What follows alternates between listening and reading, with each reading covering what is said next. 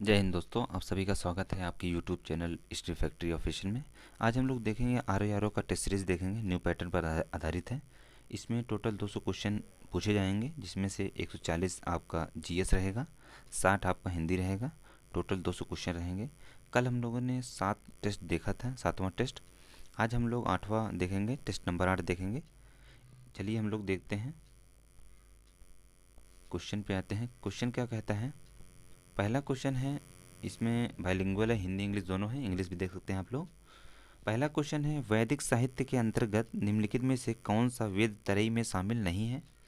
पूछा है कौन सा वेद त्रयी में शामिल नहीं है। तो पहला है अथर्ववेद, दूसरा है ऋग्वेद, तीसरा है सामवेद, चौथा है यजुर्वेद। तो वैदिक साहित्य के अंतर्गत ऋग्वेद में कौन सा शामिल नहीं है? अथर्ववेद जो है ये शामिल नहीं है। बाकी वेद त्रयी में शामिल है, ऋग्वेद, यजुर्वेद, सामवेद। अथर्ववेद क्यों शामिल नहीं है? अथर्ववेद जो है, अथर्ववेद में यज्ञ से भिन्न लौकिक विषयों का वर्णन है, इसीलिए इसको वेद त्रयी में शामिल नहीं किया गया है। बाकी सभी यज्ञ से संबंधित है, ऋग्वेद, यजुर्वेद और सामवेद। नेक्स्ट क्वेश्चन देखते हैं। सूची एक को सूची दो से मिलाना है। सूची एक को सूची दो से मिलाना है। एक तरफ दिया हुआ है जनपद, दूसरी तरफ दिया हुआ है राजधानी। ये प्राचीन कालीन राजधानियाँ हैं। तो मल्ल की राजधानी क्या है? मल्ल की राजधानी कुशीनारा है। अवंती की राजधानी क्या है? अवंती की राजधानी उज्जैनी है। और पांचाल की राजधानी क्या है? पांचाल की राजधानी अहिछन्न है। मत्स्य की राजधानी कहाँ है? यह है विराटनगर है। तो कौन सा ऑप्शन सही हो जाएगा? ऑप्शन नंबर डी सही हो जाएगा। ए का दूसरा, बी का पहला, सी का तीसरा, डी का चौथा। अगला क्वेश्चन है, निम्नलिखित कथनों पर विचार कीजिए। वैभाषिक, सौतांत्रिक, शून्यवाद और विज्ञानवाद उपयुक्त में से कौन सा हीनयान संप्रदाय से संबंधित है? पूछा है इनमें से कौन सा हीनयान संप्रदाय से संबंधित है। केवल एक दो, केवल एक दो तीन, दो चार, एक दो तीन चार। तो कौन सा संबंधित है? पहला और दूसरा जो है हीनयान संप्रदाय से संबंधित है। वैभाषिक और सौतांत्रिक ये जो है हीनयान संप्रदाय से संबंधित है। और बाकी शून्यवाद जो है और विज्ञानवाद ये दोनों महायान शाखा से संबंधित है, महायान शाखा से संबंधित है। अगला क्वेश्चन देखते हैं। चौथा नंबर, जैन धर्म में संवर का अभिप्राय एक ऐसी अवस्था से है। जैन धर्म में संवर का अभिप्राय एक ऐसी अवस्था से है। पहला, जब कर्म जीव की ओर प्रभावित होने लगता है, जब कर्म जीव को बांध लेता है, जब कर्मों का जीव की ओर बहाव रुक जाता है, जब पहले से विद्यमान कर्म का क्षय कर दिया जाता है। तो जैन धर्म में संवर का अभिप्राय क्या था, किस अवस्था से था? ये जो है जब कर्मों का जीव की ओर बहाव रुक जाता है, तो ऐसी अवस्था को संवर कहा जाता है। अगला क्वेश्चन है, निम्नलिखित में से कौन से मौर्य काल की भौतिक संस्कृति के आधार है? कौन से मौर्य काल की भौतिक संस्कृति के आधार है? पहला है लोहे का अत्यधिक प्रयोग, दूसरा है आहत सिक्कों का बहुमूल्य, तीसरा है उत्तरी काले पॉलिश और मृद भांडों की प्रचुरता, चौथा है पक्की हुई ईंटों का प्रयोग। कूट के माध्यम से सही उत्तर का चयन कीजिए। केवल एक दो सही है, केवल दो तीन चार सही है, केवल एक तीन चार सही है, एक दो तीन चार चारों सही है। तो इसमें से कौन सही हो जाएगा? इसमें ऑप्शन नंबर डी सही हो जाएगा, चारों सही है। ये सभी मौर्यकालीन भौतिक संस्कृति के आधार हैं। अगला क्वेश्चन देखते हैं। अगला क्वेश्चन है, निम्नलिखित कथनों पर विचार कीजिए। निम्नलिखित कथनों पर विचार कीजिए। सातवाहनों ने कर मुक्त भूमि प्रदान करने की प्रथा प्रारंभ की। दूसरा है, इंडो ग्रीक शासकों ने सर्वाधिक स्वर्ण सिक्के चलाए।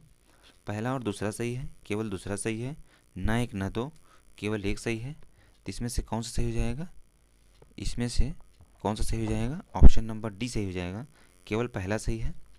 सातवाहनों ने कर मुक्त भूमि प्रदान करने की प्रथा प्रारंभ की थी। और इंडो ग्रीक शासकों ने सर्वाधिक स्वर्ण सिक्के नहीं चलाए थे, ये दूसरा जो है गलत हो जाएगा। इंडो ग्रीक शासकों ने सर्वाधिक स्वर्ण सिक्के नहीं चलाए थे, लेकिन सर्वप्रथम स्वर्ण सिक्के इन्होंने ही चलाए थे। सर्वप्रथम स्वर्ण सिक्के इन्होंने ही चलाए थे। अगला है, असार्वधिक सिक्कों की बात करते हैं तो गुप्त शासकों में सर्वाधिक सिक्के चलाए गए थे, स्वर्ण सिक्के। अगला क्वेश्चन है, निम्नलिखित में से कौन युग में सही सुमेलित नहीं है? पूछा है कौन युग सही सुमेलित नहीं है। एक तरफ दिया हुआ है ग्रंथ, दूसरी तरफ दिया हुआ रचयिता। तो चलिए मिलाते हैं। बुद्ध चरित्र ग्रंथ के रचयिता कौन है? अश्वघोष है। मृज मृज कटिक के रचयिता मृज कटिकम के रचयिता शूद्रक है। नीतिसार के रचयिता कौन है? कामदंक है। और कामसूत्र के रचयिता ये वाणभट्ट नहीं है, वात्सायन है। वात्सायन वात्सायन है। अगला है, बंगाल के वित्तीय संसाधनों की वृद्धि के लिए मुर्शीद कुली खां ने निम्नलिखित में से कौन से कदम उठाए थे? पहला है, उसने जागीर वाली ज़मीनों के बहुत बड़े भाग को खालसा ज़मीन में परिवर्तित कर दिया। दूसरा है, उसने गरीब खेतिहरों को तकावी ऋण प्रदान किया। तीसरा है, उसने ठेके पर लगान की वसूली की व्यवस्था प्रचलित की। चौथा है, उपयुक्त में सभी। जिसमें से कौन सा सही हो जाएगा? ऑप्शन नंबर डी सही हो जाएगा। अगला क्वेश्चन है, निम्नलिखित में से कौन सा एक युग्म सही सुमेलित नहीं है? कौन सा एक युग्म सही सुमेलित नहीं है पूछा है। एक तरफ दिया है अधिनियम और कमीशन, दूसरी तरफ दिया है संबंधित तथ्य। तो चलिए देखते हैं। डाकघर अधिनियम ये जो है सैनिकों को निःशुल्क सेवा। दूसरा है सेना भर्ती अधिनियम, सैनिकों का समुद्र पार सेवा अनिवार्य। लेक्स लकी अधिनियम, ईसाई धर्म अपनाने संपत्ति का अधिकार। इनाम कमीशन, भारतीय जागीरों का जब्तीकरण। तो इसमें से पूछा है कौन सही नहीं है? कौन सही नहीं है? इसमें क्वेश्चन गलत दिया हुआ है। सही इसमें पूछना चाहिए कौन सही सुमेलित है, लिखा है नहीं सुमेलित है। तो पहला जो है सही सुमेलित है, बाकी सभी गलत है। दूसरा, तीसरा, चौथा गलत है। डाक अधिनियम यही सही है, सैनिकों को निःशुल्क डाक सेवा, बाकी सभी गलत है। अगला क्वेश्चन है, निम्नलिखित में से किस अधिनियम के द्वारा विभागीय प्रणाली की शुरुआत की गई थी? तो 1858 का भारत शासन सरकार अधिनियम, भारत परिषद अधिनियम 1861, भारत परिषद अधिनियम 1892, 1853 का चार्टर एक्ट। जिसमें से पूछा है अधिनियम में विभागीय प्रणाली की शुरुआत की गई थी, तो किसमें की गई थी? भारतीय परिषद अधिनियम 1861 में की गई थी। भारतीय परिषद अधिनियम 1861 में की गई थी। अगला क्वेश्चन है, नीचे दिए गए अभिकथन और कारण को पहचानना। अभिकथन क्या कहता है? भारतीय समाज को धर्म की बेड़ियों से मुक्त करने के लिए शुद्धि आंदोलन चलाया गया। कारण क्या है? इसके द्वारा ईसाई बने हिंदुओं को वापस उनकी संस्कृति में लाना था। ये सत्य है किंतु आर असत्य है। ए आर दोनों सत्य, आर्य की व्याख्या नहीं करता।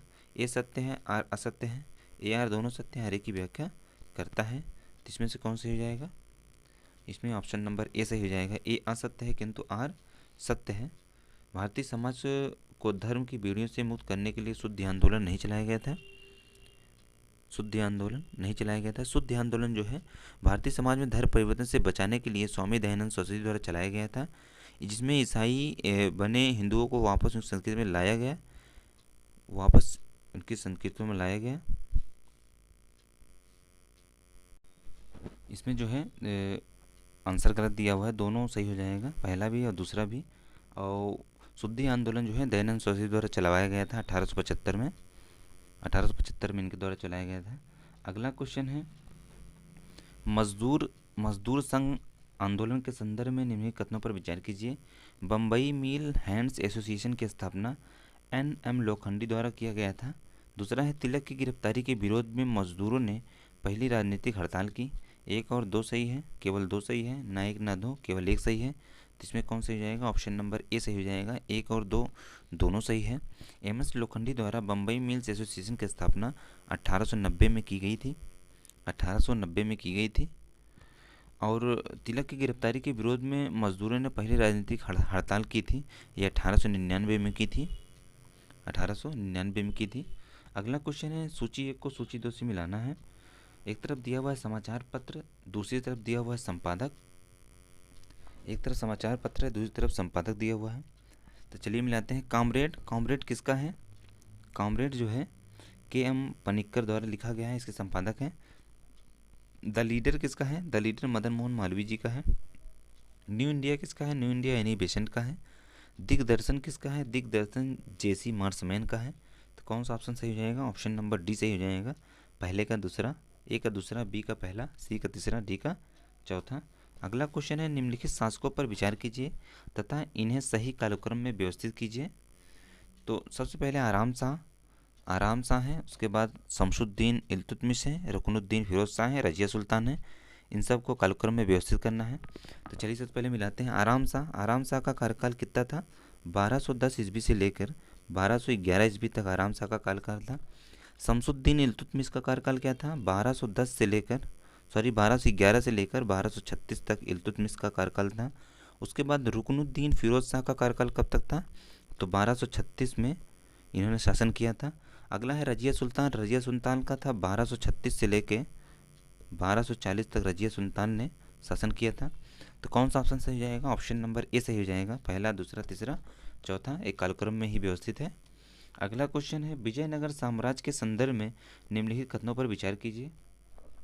पहला है साम्राज्य की अधिकांश जनसंख्या कृषि पर आश्रित थी। दूसरा है समाज में सती प्रथा का प्रचलन नहीं था। तो पहला और दूसरा दोनों सही है, केवल दो सही है, केवल एक सही है, ना एक न दो। तो इसमें से कौन सा सही हो जाएगा? इसमें ऑप्शन नंबर सी सही हो जाएगा, केवल पहला सही है। केवल पहला सही है। साम्राज्य की अधिकांश जनसंख्या कृषि पर आधारित थी और समाज में सती प्रथा का प्रचलन नहीं था। सती प्रथा का प्रचलन नहीं था। इस साम्राज्य में जो है ये इस साम्राज्य में जो है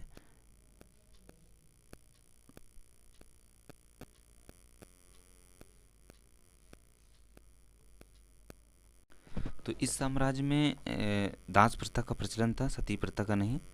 दास प्रथा का प्रचलन था, इसलिए दूसरा गलत हो जाएगा, केवल एक सही होगा। अगला है निम्नलिखित में से कौन सा युग्म सही सुमेलित नहीं है? पूछा है कौन सही सुमेलित नहीं है। तो चलिए मिलाते हैं। बरार जो है इमाद शाही राज से संबंधित है। बरीद शाही नहीं, इमाद शाही राज से संबंधित है। और बीजापुर आदिल शाही राज से संबंधित है। अहमदनगर निजाम शाही राज से संबंधित है। गोलकुंडा कुतुब शाही राज से संबंधित है। तो पहला ऑप्शन जो है सही सुमेलित नहीं है, बाकी सही सुमेलित है। अगला है निम्नलिखित में से कौन से दीन-ए इलाही के अंतर्गत मुख्य सिद्धांतों में शामिल है? कौन से दीन-ए इलाही के अंतर्गत मुख्य सिद्धांतों में शामिल है? साम्राज्य को अपना आध्यात्मिक गुरु मानना, शाकाहारी भोजन करना, सांसारिक सुखों एवं कामनाओं का परित्याग करना, दोष मुक्त नैतिक जीवन व्यतीत करना। केवल एक दो सही है, केवल 2 3 4 सही है, केवल 1 3 4 सही है, 1 2 3 4 चारों सही है। तो कौन सा सही हो जाएगा इसमें? इसमें जो है ऑप्शन नंबर डी सही हो जाएगा। 1 2 3 4 चारों सही है। अगला क्वेश्चन देखते हैं। अगला क्वेश्चन कहता है सूची 1 को सूची 2 से मिलाना। एक तरफ दिया हुआ है चित्रकारी, दूसरी तरफ राज्य दिया हुआ है। चित्रकारी, दूसरी तरफ राज्य। तो वर्ली चित्रकारी किस राज्य से संबंधित है? ये जो है महाराष्ट्र से संबंधित है वर्ली। अब पटचित्र उड़ीसा से संबंधित है। लोपाक्षी जो है आंध्र प्रदेश से संबंधित है। मधुबनी बिहार से संबंधित है। तो कौन सा ऑप्शन सही हो जाएगा? ऑप्शन नंबर बी सही हो जाएगा। ए का चौथा, बी का तीसरा, सी का दूसरा, डी का पहला। अगला क्वेश्चन है उत्तर प्रदेश संगीत नाटक अकादमी के संदर्भ में निम्नलिखित कथनों पर विचार कीजिए। उत्तर प्रदेश संगीत नाटक अकादमी, इसकी स्थापना 1963 में हुई थी, नवंबर 1963 में हुई थी। इसका मुख्यालय वाराणसी में है। 1 2 दोनों सही है, केवल 2 सही है, केवल 1 सही है, ना 1 ना 2। तो इसमें कौन सही जाएगा? ऑप्शन नंबर सी, केवल 1 सही है। इसकी स्थापना 13 नवंबर 1963 को हुई थी। 13 नवंबर 1963 की हुई थी। और इसका मुख्यालय जो है लखनऊ में है, ना कि बनारस में, लखनऊ में है, इसलिए दूसरा गलत हो जाएगा। अगला क्वेश्चन है निम्नलिखित में से कौन युग्म सही सुमेलित नहीं है?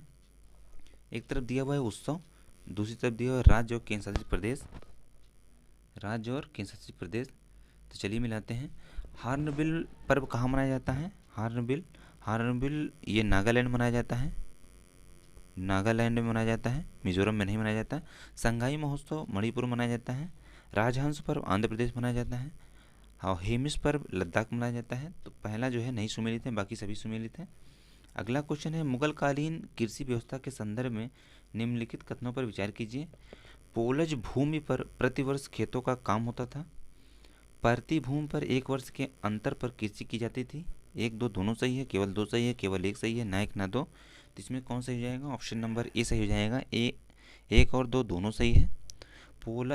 पोलज जो है भूमि पर प्रतिवर्ष कृषि का काम होता था और प्रति भूमि पर वर्ष के अंतर पर कृषि की जाती थी। और चांचर किसे कहते हैं? चांचर जो है यहाँ पर इस भूमि पर 2 से 4 वर्ष तक खेती के लिए काम में नहीं लाई जा सकती थी। यह भूमि 2 से 4 वर्ष तक खेती के काम में नहीं लाई जाती थी। 2 से 4 वर्ष के लिए, 4 वर्ष, 2 वर्ष, उसके बाद लाई जाती थी। और बंजर बंजर किसे कहते हैं? यह भूमि 5 वर्ष या उससे अधिक समय तक खेती के काम में नहीं लाई जाती थी। अगला क्वेश्चन है, सूची 1 को सूची 2 से मिलाना। एक तरफ दिया हुआ है रचनाएं, दूसरी तरफ लेखक। एक तरफ रचनाएं हैं, दूसरी तरफ लेखक हैं। तो मुख्ताबुल तवारीख के लेखक कौन है? बदायूनी है। तारीख़ अकबरी के लेखक आरिफ कंधारी हैं। हुमायूं नामा के लेखक कौन है? गुलबदन बेगम है। अकबर नामा के लेखक कौन है? अबुल फजल हैं। तो कौन सा ऑप्शन सही हो जाएगा? ऑप्शन नंबर डी, ए का चौथा, बी का तीसरा, सी का पहला, डी का दूसरा। अगला क्वेश्चन है, भारत छोड़ो आंदोलन के संदर्भ में निम्नलिखित कथनों पर विचार कीजिए। पहला है, वर्धा कांग्रेस कार्य समिति ने अंग्रेजों भारत छोड़ो प्रस्ताव पारित किया। दूसरा है, प्रथम समानांतर राष्ट्रीय सरकार तामलुक में गठित की गई थी। 1 और 2 सही है, केवल 2 सही है, केवल 1 सही है, ना 1 ना 2। तो इसमें से कौन सा सही हो जाएगा? इसमें ऑप्शन नंबर सी सही हो जाएगा, केवल पहला सही है। 14 जुलाई 1942 को कांग्रेस कार्य समिति की वर्धा में बैठक हुई थी। इसमें गांधी जी का पूर्ण समर्थन मिला था। इसमें भारत छोड़ो आंदोलन प्रस्ताव पारित किया गया था, इसलिए पहला सही है। और प्रथम समानांतर राष्ट्रीय सरकार चित्तू पांडे के नेतृत्व में बलिया एवं गाजीपुर में गठित की गई थी थोड़े समय के लिए, इसलिए 2 सही नहीं होगा। अगला क्वेश्चन है, होम रूल आंदोलन का मुख्य उद्देश्य निम्नलिखित में से क्या था? भारत की स्वतंत्रता की मांग करना, कांग्रेस के समानांतर एक दल का गठन करना, जमीनी स्तर के नेताओं की छवि उजागर करना, संवैधानिक तरीके से स्वतंत्रता की मांग को लोकप्रिय बनाना। तो इसमें से कौन सा तथ्य सही हो जाएगा? होम रूल आंदोलन से संबंधित कौन सा था? तो होम रूल आंदोलन से संबंधित संवैधानिक तरीके से स्वशासन की मांग को लोकप्रिय बनाना था। और होम रूल आंदोलन शुरू कब हुआ था? ये जो है 1916 में शुरू किया गया था होम रूल आंदोलन 1916 में। अगला क्वेश्चन है,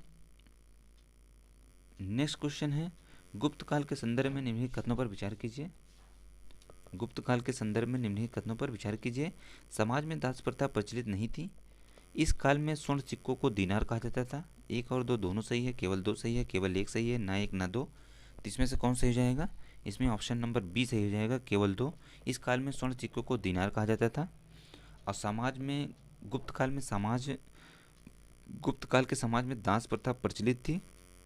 इसमें दिया नहीं प्रचलित, इसलिए गलत हो जाएगा। अगला है, भारत के संदर्भ में निम्नलिखित कथनों में से कौन सा कथन सही है? यह विश्व के कुल क्षेत्रफल का लगभग 2.5% हिस्सा है।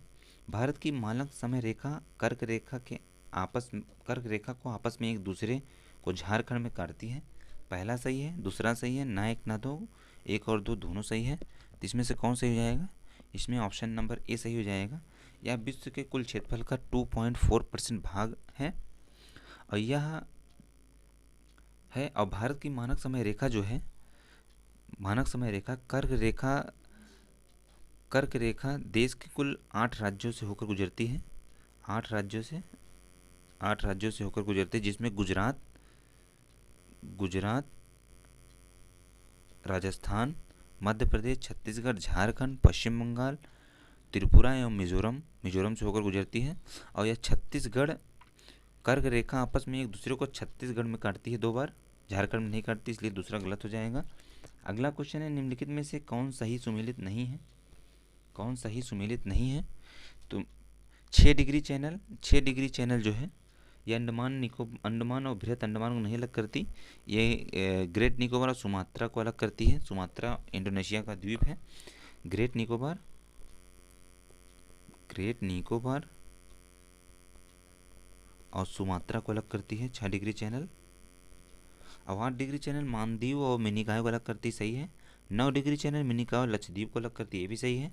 10 डिग्री चैनल लघु अंडमान और कार निकोबार को अलग करती है। तो कौन सही सुमेलित नहीं है? पहला जो है सही सुमेलित नहीं है, बाकी सभी सुमेलित है। अगला क्वेश्चन है, भारत में पाई जाने वाली कुडप्पा संरचना के संदर्भ में निम्नलिखित कथनों में से कौन सा सही है। कुडप्पा संरचना, पहला, इसका निर्माण आर्कियन और धारवाड़ चट्टानों में अपर्दन तथा भौतिक रासायनिक परिवर्तन से प्राप्त अवसादों के निक्षेपण से हुआ है। यह संरचना जीवाश्म युक्त होती है। यह संरचना आर्थिक दृष्टि से अत्यधिक महत्वपूर्ण है। एक सही है, एक और तीन सही है, दो और तीन सही है, एक दो तीन तीनों सही है। तो कौन सा सही हो जाएगा?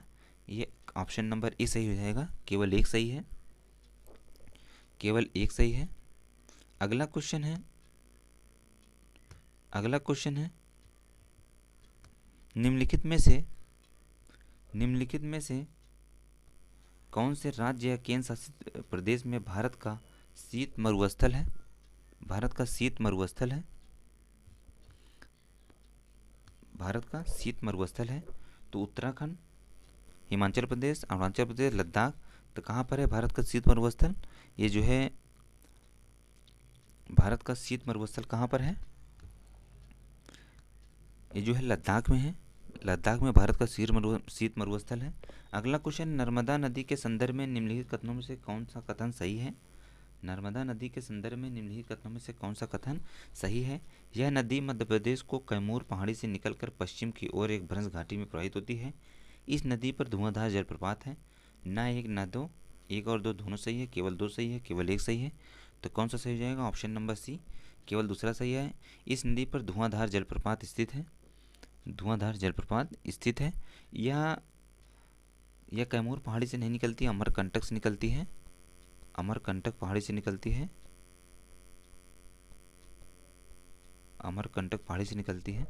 अगला क्वेश्चन है, नीचे कथन और कारण दिया हुआ है। पहला कथन क्या कहता है? पश्चिमी विक्षोभ भारत के उत्तरी तथा उत्तरी पश्चिमी भागों में शीतकालीन वर्षा के लिए जिम्मेदार होते हैं। कारण क्या है? यह रबी की फसलों के लिए अत्यधिक लाभदायक होते हैं, यह रबी की फसल के लिए अत्यधिक लाभदायक होते हैं। ये असत्य है किंतु आर सत्य है। ये आर दोनों सत्य आर्य की व्याख्या नहीं करता, ये आर दोनों सत्य आर्य की व्याख्या करता है। ये सत्य है किंतु आर असत्य है। तो कौन सा सही हो जाएगा? ऑप्शन नंबर बी सही हो जाएगा। ये आर दोनों सत्य आर्य की व्याख्या नहीं करता। अगला क्वेश्चन है,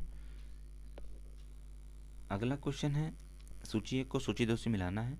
एक तरफ दिया हुआ है कोयला क्षेत्र, दूसरी तरफ दिया हुआ है अवस्थिति। तो चलिए मिलाते हैं। सिंगरौली, सिंगरौली कोयला क्षेत्र कहाँ पे अवस्थित है? सोन घाटी में अवस्थित है। सिंगरेनी, सिंगरेनी जो है गोदावरी घाटी में अवस्थित है। बरार कहाँ अवस्थित है? बरार जो है दामोदर घाटी में अवस्थित है। तलचर कहाँ है? तलचर जो है महानदी घाटी में अवस्थित है। तो कौन सा ऑप्शन सही हो जाएगा? ऑप्शन नंबर बी सही हो जाएगा। ए का तीसरा, बी का चौथा, सी का पहला, डी का दूसरा। अगला क्वेश्चन है, जिप्सम के संदर्भ में निम्नलिखित कथनों में से कौन सा कथन सही है? जिप्सम के संदर्भ में निम्नलिखित कथनों में से कौन सा कथन सही है? इसका प्रयोग मृदा की उर्वरता को बढ़ाने में किया जाता है। इसका प्रयोग उर्वरता बढ़ाने में किया जाता है मृदा की। यह पर्यावरण प्रदूषण को कम करने में सहायक होता है। न एक न दो, एक और दो दोनों सही है, केवल दो सही है, केवल एक सही है। तो कौन सा सही हो जाएगा? ऑप्शन नंबर ए सही हो जाएगा। इसका प्रयोग मृदा की उर्वरता को बढ़ाने में किया जाता है। इसका प्रयोग मृदा की उर्वरता को बढ़ाने में प्रयोग किया जाता है। अगला क्वेश्चन है, निम्नलिखित में से कौन सा सही सुमेलित नहीं है? एक तरफ दिया हुआ है परियोजना, दूसरी तरफ दिया हुआ है अवस्थिति। तो हीराकुंड, हीराकुंड परियोजना कहाँ पर अवस्थित है? हीराकुंड परियोजना महानदी पर अवस्थित है। इडुक्की, इडुक्की परियोजना, इडुक्की परियोजना जो है ये पेरियार नदी पर है, कावेरी पर नहीं, पेरियार नदी पर है, पेरियार नदी पर है केरल में। पोचमपान गोदावरी नदी पर है, टिहरी भागीरथी पर है। तो बी जो है नहीं सुमेलित है, बाकी सभी सुमेलित है। निम्नलिखित में से कौन सा भारत का सबसे बड़ा बंदरगाह है? कांडला, चेन्नई, मुंबई, हल्दिया। तो कौन सा भारत का सबसे बड़ा बंदरगाह है? तो मुंबई जो है भारत का सबसे बड़ा बंदरगाह है। अगला क्वेश्चन है, एशिया की यांगिस कुआंग नदी के संदर्भ में निम्नलिखित में से कौन सा सही है? यह एशिया की सबसे लंबी नदी है। इस नदी के द्वारा चीन में आने वाली प्रतिवर्ष बाढ़ के कारण चीन का शोक कहा जाता है। न एक न दो, एक और दो दोनों सही है, केवल दो सही है, केवल एक सही है। तो कौन सही हो जाएगा? ऑप्शन नंबर डी सही हो जाएगा। यह एशिया की सबसे लंबी नदी है, यह एशिया तथा चीन की सबसे लंबी नदी है। अगला क्वेश्चन है, सूची 1 को सूची 2 से मिलाना है। एक तरफ दिया हुआ राजधानी, दूसरी तरफ देश दिया हुआ है। अजरबैजान, अजरबैजान किस देश की राजधानी है? बाकू की राजधानी है। कंबोडिया नैम्पे की राजधानी है। जॉर्जिया किसकी राजधानी है? तिबिस्ली की राजधानी जॉर्जिया है। सीरिया किसकी राजधानी है? दमिश्क की राजधानी है। तो कौन सा ऑप्शन सही हो जाएगा? ऑप्शन नंबर सी, ए का दूसरा, बी का पहला, सी का चौथा, डी का तीसरा। अगला क्वेश्चन है, मिश्रित कृषि के संदर्भ में निम्नलिखित में से कौन से सही है? मिश्रित कृषि के संदर्भ में निम्नलिखित में से कौन से सही है? इस कृषि में भूमि का उपयोग केवल चारे की फसल उगाने और पशुपालन के लिए किया जाता है। यह कृषि यूरोप, पूर्वी संयुक्त राज्य अमेरिका एवं अर्जेंटीना में प्रचलित है। ना एक ना दो, एक और दो दोनों सही हैं, दो सही हैं, एक सही है। तो कौन सा सही हो जाएगा इसमें? इसमें ऑप्शन नंबर सी सही हो जाएगा, केवल दूसरा सही है, पहला गलत है। अगला है, निम्नलिखित में से मैंगनीज उत्पादक देशों को उनके बढ़ते क्रम में अवस्थित कीजिए। मैंगनीज उत्पादक देशों को उनके बढ़ते क्रम में व्यवस्थित करना है। तो चलिए करते हैं। सबसे पहले देखिए, मैंगनीज उत्पादक में भारत बढ़ते क्रम में करना है, सबसे कम भारत में होता है। उसके बाद आप कहाँ जाइए, ऑस्ट्रेलिया में होता है। भारत में लगभग 4% होता है, ऑस्ट्रेलिया में लगभग 12% होता है। उसके बाद आ जाइए आप चीन में लगभग 28% होता है। उसके बाद आए दक्षिण अफ्रीका में लगभग 30% होता है। तो कौन सा सही हो जाएगा? ऑप्शन नंबर सी सही हो जाएगा। अगला है इंडोनेशिया द्वीप। इंडोनेशिया के द्वीप समूह का पश्चिम से पूर्व की ओर सही क्रम में व्यवस्थित कीजिए। पश्चिम से पूर्व की ओर व्यवस्थित करना है। तो चलिए मिलाते हैं। सबसे पहले सबसे पश्चिम में कौन सा है? सबसे पश्चिम में सुमात्रा द्वीप है। सुमात्रा के बाद जावा है, जावा के बाद बाली है, बाली के बाद लोम्बोक है। तो ऑप्शन नंबर बी सही हो जाएगा। अगला है सूची एक को सूची दो से मिलाना है। एक तरफ पर्वत है दूसरी तरफ महाद्वीप है। तो एपे नाइन पर्वत कहाँ किस महाद्वीप में है? ये इटली में है। अल्ताई पर्वत ये एशिया महाद्वीप में है। काकेकस जो है रूस में है। एल्बुर्ज कहाँ है? एल्बुर्ज जो है ईरान में है। तो कौन सा ऑप्शन सही है? ऑप्शन नंबर बी, ए का दूसरा, सी का चौथा, डी का पहला। अगला क्वेश्चन है, प्रवाल भित्ति के संदर्भ में निम्नलिखित कथनों में कौन सा कथन सही है? यह अत्यधिक समय तक जीवित रहने वाले सूक्ष्म जीव हैं। विश्व की सर्वाधिक प्रवाल भित्तियाँ कर्क रेखा मकर रेखा के बीच तटीय क्षेत्रों में पाई जाती हैं। विश्व की 1/3 से अधिक प्रवाल भित्तियाँ ऑस्ट्रेलिया, इंडोनेशिया, फिलीपींस के राज्यों में स्थित हैं। केवल एक सही है, एक और तीन सही है, दो और तीन सही है, एक दो तीन सही है। तो कौन सा सही हो जाएगा इसमें? इसमें ऑप्शन नंबर सी सही हो जाएगा, दूसरा और तीसरा सही है, दूसरा और तीसरा सही है। अगला क्वेश्चन है, चिली का च्विक च्विक च्विकमाटा नामक स्थान किस खनिज संसाधन के लिए जाना जाता है? चिली का च्विकमाटा सोना के लिए, चांदी के लिए, तांबा के लिए या भ्रक के लिए? तो किसके लिए जाना जाता है? तांबे के लिए जाना जाता है च्विकमाटा। इसे कॉपर कैपिटल भी कहा जाता है। अगला है, पश्चिमी अफ्रीका राज्य घाना के संदर्भ में निम्नलिखित में से कौन सा कथन सही है? पश्चिमी अफ्रीकी राज्य घाना के संदर्भ में निम्नलिखित में से कौन से कथन सही है? इसकी सीमा पश्चिम में कोट डी आइवर और उत्तर में माली, पूर्व में टोंगो से मिलती है। घाना में प्रवाहित होने वाली वोल्टा नदी बेसिन कोको का उत्पादन के लिए प्रसिद्ध है। एक सही है, एक और दो सही है, ना एक ना दो, केवल दो सही है। इसमें से कौन सही हो जाएगा? ऑप्शन नंबर डी सही हो जाएगा, केवल दो सही है, केवल दो सही है। अगला है, निम्नलिखित में से कौन सा देश ओशनिया का हिस्सा नहीं है? कौन सा देश ओशनिया का हिस्सा नहीं है? ऑस्ट्रेलिया, न्यूजीलैंड, गिनी, बोर्नियो। दो तीन चार सही है, एक दो तीन सही है, केवल चार सही है, तीन चार सही है। तो कौन सा सही नहीं पूछा है? ओशनिया का हिस्सा नहीं पूछा है। तो 45 का सी, केवल चौथा जो है बोर्निया ओशनिया का हिस्सा नहीं है, बाकी सभी हैं ओशनिया के हिस्से। ऑस्ट्रेलिया, न्यूजीलैंड, मोरिनेशिया, माइक्रोनेशिया, पोलिनेशिया सभी ओशनिया के हिस्सा हैं। अगला है, निम्नलिखित पर विचार कीजिए तथा इन्हें सही कालक्रम में व्यवस्थित कीजिए। सही कालक्रम में व्यवस्थित कीजिए। तो प्रोजेक्ट हाथी कब शुरू किया गया था? 1973 में। प्रोजेक्ट गेंडा 1987 में। प्रोजेक्ट घड़ियाल 1975 में। प्रोजेक्ट घड़ियाल 1975 में। अगला है प्रोजेक्ट हाथी कब शुरू किया गया था? 1992। तो इसमें कौन सा सही हो जाएगा? ऑप्शन नंबर बी सही हो जाएगा। सबसे पहले प्रोजेक्ट हाथी 1992, उसके बाद 1975 घड़ियाल, उसके बाद प्रोजेक्ट गैंडा 1987, उसके बाद प्रोजेक्ट हाथी 1973। ऑप्शन नंबर बी सही हो जाएगा। अगला क्वेश्चन है, निम्नलिखित कथनों पर विचार कीजिए। विश्व में सर्वाधिक जैव विविधता वाला क्षेत्र उष्णकटिबंधीय वर्षावन है। दूसरा है, भारत में सर्वाधिक जैव विविधता वाला क्षेत्र पूर्वी घाट है। तो पहला और दूसरा सही हो जाएगा, पहला सही हो जाएगा, दूसरा सही हो जाएगा, पहला ना एक ना दो। तो इसमें से कौन सही हो जाएगा? 47 का बी सही हो जाएगा, केवल एक सही है। दूसरा जो है गलत है, भारत में सर्वाधिक जैव विविधता वाला क्षेत्र पूर्वी घाट नहीं है। भारत में सर्वाधिक जैव विविधता क्षेत्र ये पूर्वी हिमालय है। पूर्वी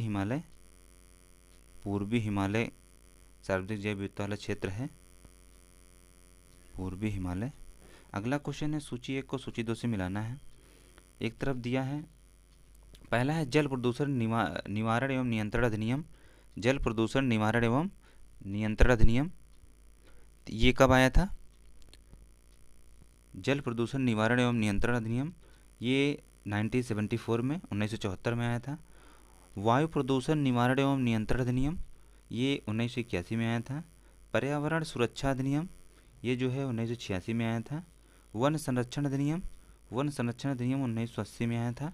तो कौन सा सही हो जाएगा? ऑप्शन नंबर सी सही हो जाएगा। ए का दूसरा, बी का पहला, सी का चौथा, डी का तीसरा। अगला क्वेश्चन है, सूची 1 को सूची 2 से मिलाना है। एक तरफ दिया हुआ है वन्य जीव अभ्यारण्य, दूसरी तरफ दिया हुआ है प्रदेश। तो दाचीगाम वन्य जीव अभ्यारण्य कहाँ है? ये जम्मू कश्मीर में है। बांधवगढ़ वन्य जीव अभ्यारण्य मध्य प्रदेश में है। सिमलीपाल कहाँ है? उड़ीसा में है। बनेरघट्टा कहाँ है? कर्नाटक में है। तो कौन सा सही हो जाएगा? ऑप्शन नंबर ए सही हो जाएगा। ए का चौथा, बी का तीसरा, सी का पहला, डी का दूसरा। अगला क्वेश्चन है घास स्थलीय पारिस्थितिकी तंत्र में खाद्य श्रृंखला के जीवधारियों का सही क्रम। घास स्थलीय पारिस्थितिकी तंत्र में खाद्य श्रृंखला में जीवधारियों का सही क्रम व्यवस्थित करना है। तो इसमें से सबसे पहले कौन सा हो जाएगा? घास, उसके बाद टिड्डे, उसके बाद मेढक, उसके बाद सर्प। ऑप्शन नंबर सी सही हो जाएगा। अगला है, निम्नलिखित कथनों पर विचार कीजिए। दशक 2001 और 11 के दौरान भारत की जनसंख्या वृद्धि ब्राज़ील की कुल जनसंख्या के बराबर रही है। दशक 2001 से 11 के दौरान भारत की जनसंख्या वृद्धि दर 17.7 रही है। उपरोक्त कथनों में से कौन सा सही है? एक और दो सही है, केवल एक सही है। ना एक ना दो, केवल दो सही है। तो इसमें से कौन सही हो जाएगा? ऑप्शन नंबर डी सही हो जाएगा, केवल दूसरा सही है। और दशकीय वृद्धि दर में ब्राज़ील की कुल जनसंख्या बराबर नहीं थी। इसमें ब्राज़ील जो है थोड़ा सा कम था इसमें से। अगला है कथन और कारण दिया हुआ है। अभिकथन क्या कहता है? भारत में माल्थस के सिद्धांत वर्ष 1921 से पूर्व लागू हुए थे। कारण क्या था? दशक 1911 से 1921 के दौरान भारत की जनसंख्या वास्तविक गिरावट देखी गई थी। भारत की जनसंख्या में वास्तविक गिरावट देखी गई थी। ए आर दोनों सही आर की व्याख्या करता है, ए आर दोनों सही आर की व्याख्या नहीं करता। ए सही आर गलत है, ए गलत है, आर सही है। तो इसमें से कौन सही हो जाएगा? ऑप्शन नंबर ए सही हो जाएगा।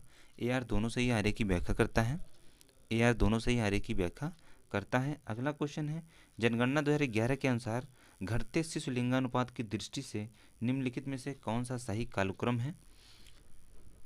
जनगणना 2011 के अनुसार घटते शिशु लिंगानुपात की दृष्टि से निम्नलिखित राज्यों का कौन सा क्रम सही है? तो कौन सा क्रम सही है? तो सबसे घटते क्रम में इसमें करना है। घटते क्रम में सबसे ज़्यादा कौन से राज्य का है? अरुणाचल प्रदेश का है। सबसे ज़्यादा अरुणाचल प्रदेश का है, इसका है 972। उसके बाद आ जाइए मिजोरम का कितना है? 970। उसके बाद आ जाइए छत्तीसगढ़ का कितना है? 969। उसके बाद आ जाइए केरल का कितना है? 964।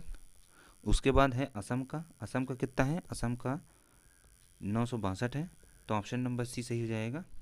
अगला है, जनगणना 2011 के अनुसार साक्षर जनसंख्या में सर्वाधिक वृद्धि दर्ज करने वाले राज्यों का बढ़ते क्रम में कौन सा विकल्प सही हो जाएगा?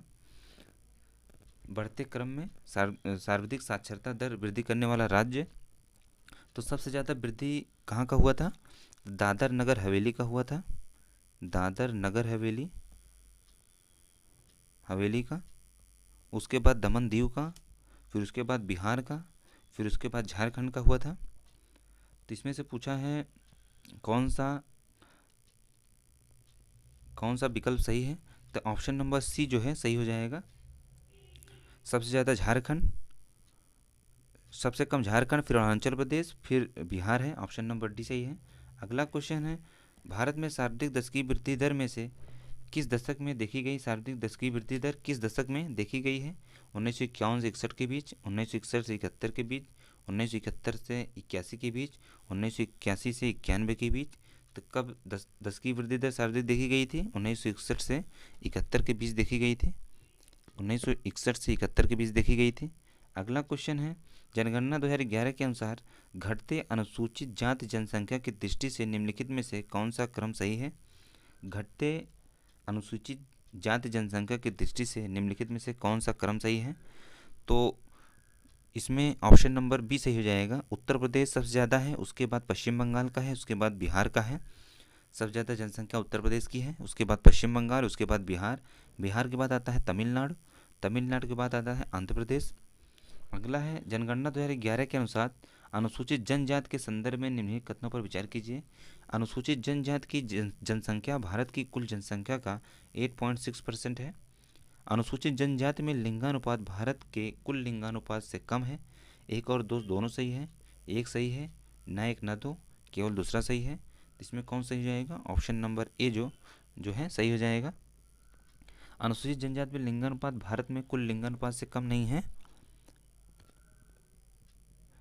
भारत में कुल लिंगानुपात 943 है, 943, जबकि अनुसूचित जनजाति में लिंगानुपात 990 है, ज़्यादा ही है, कम नहीं है, इसलिए दूसरा गलत हो जाएगा। अगला है, निम्नलिखित में से कौन सा कथन सही है? भारत में पहली बार धर्म आधारित जनगणना 1901 में की गई थी।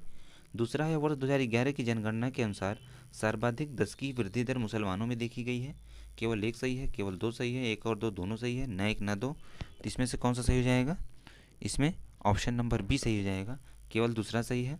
भारत में पहली बार धर्म आधारित जनगणना 1901 में नहीं, 2001 में की गई थी। 2001 में पहली बार धर्म आधारित जनगणना की गई थी। इसमें सबसे ज़्यादा दशकीय वृद्धि दर हिंदू में देखी गई थी, हिंदू में, और उसके बाद मुस्लिम में। दूसरी बार धर्म आधारित जनगणना 2011 में संपन्न हुई थी। अगला क्वेश्चन है, जनगणना 2011 के अनुसार बढ़ते शहरी जनसंख्या की दृष्टि से निम्नलिखित में से कौन सा क्रम सही है? बढ़ते जनसंख्या की दृष्टि से कौन सा क्रम सही है? तो सबसे ज़्यादा महाराष्ट्र में है, महाराष्ट्र में, लास्ट में सी में भी है, डी में भी है, उसके बाद उत्तर प्रदेश है, उसके बाद तमिलनाडु है। तो ऑप्शन नंबर सी सही हो जाएगा।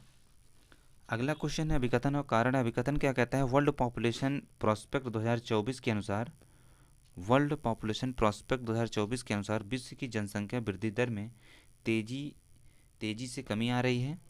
जनसंख्या वृद्धि दर में तेजी से कमी आ रही है। कारण क्या है? 1960 दशक के बाद विश्व में युद्धों एवं महाप्रकोपों का, महामारियों का प्रकोप रहा है। ए आर दोनों से आर ए की व्याख्या करता है, ए आर दोनों से आर ए की व्याख्या नहीं करता। ये सही है, आर गलत है, ये गलत है, आर सही है। तो इसमें कौन सही हो जाएगा? ऑप्शन नंबर सी, ए आर दोनों सही है, आर ए की व्याख्या नहीं करता है। अगला क्वेश्चन है, वर्ष 2024 में भारत का विश्व में इस्पात उत्पादन में कौन सा स्थान है?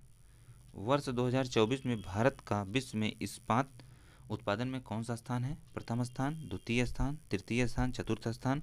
तो कौन सा स्थान है भारत का? भारत का द्वितीय स्थान है, भारत का द्वितीय स्थान है। प्रथम स्थान पर कौन है? प्रथम स्थान पर कौन है? प्रथम स्थान पर चाइना है। निम्नलिखित में से कौन सा सही सुमेलित नहीं है? एक तरफ दिया है एल्युमिनियम संयंत्र, दूसरी तरफ अवस्थिति। तो Indian aluminium company limited, Indal, कहाँ पर अवस्थित है? इंडाल जो है कहाँ पर अवस्थित है? ये हीराकुंड में है। Hindustan aluminium corporation limited Renukoot में है। Madras aluminium company limited Salem में है। Bharat aluminium company limited Balco जो है ये कोरबा में है, कुप्पम में नहीं है, कोरबा में स्थित है, ये कोरबा में। और कुप्पम में एल्युमिनियम रोलिंग और रिसाइकलिंग कंपनी है हिंडाल्को का। अगला क्वेश्चन है, गांधीवादी आर्थिक व्यवस्था के संदर्भ में निम्नलिखित में कौन सा कथन सही है? पहला है, इस आर्थिक व्यवस्था में श्रम और पूंजी के मध्य एक प्रकार का विरोधाभास बना रहता है। इसमें पूंजीपति समाज के प्रतिनिधि के रूप में संपत्ति का संरक्षक होता है। केवल दो सही है, केवल एक सही है, एक और दो दोनों सही है, ना एक ना दो। तो इसमें से कौन सही हो जाएगा? ऑप्शन नंबर है, केवल दूसरा सही है, केवल दूसरा सही है। अगला क्वेश्चन है, अभिकथन और कारण है। अभिकथन क्या कहता है? क्रिप्टो करेंसी क्रिप्टोग्राफी द्वारा सुरक्षित एक डिजिटल मुद्रा है। क्रिप्टो करेंसी क्रिप्टोग्राफी द्वारा सुरक्षित एक डिजिटल मुद्रा है। कारण क्या है? यह मुद्रा भारत सरकार के वित्तीय समावेशन के लक्ष्य को साकार करने में सहायक है। ए आर दोनों से आर की व्याख्या करता है। ये सही, आर गलत है। ये गलत है, आर सही है। ए आर दोनों से आर की व्याख्या नहीं करता। तो इसमें से कौन सही जाएगा? ऑप्शन नंबर डी, ए आर दोनों से आर की व्याख्या नहीं करता। अगला क्वेश्चन है, निम्नलिखित में से कौन सी समिति का संबंध बैंकिंग सुधार से नहीं है? कौन सी समिति का संबंध बैंकिंग सुधार से नहीं है? नरसिम्हन समिति, नरसिम्हन समिति, दामोदरन समिति, तेंदुलकर समिति, रघुराजन समिति। किस समिति का बैंकिंग सुधार से नहीं है? ये जो है तेंदुलकर समिति बैंकिंग सुधार से संबंधित नहीं है। तेंदुलकर समिति का गठन कब हुआ था? 2009 में हुआ था, 2009 में हुआ था। और तेंदुलकर समिति का 2009 में हुआ था। नरसिम्हन समिति की बात करते हैं तो ये 1991 में गठित की गई थी, नरसिम्हन समिति।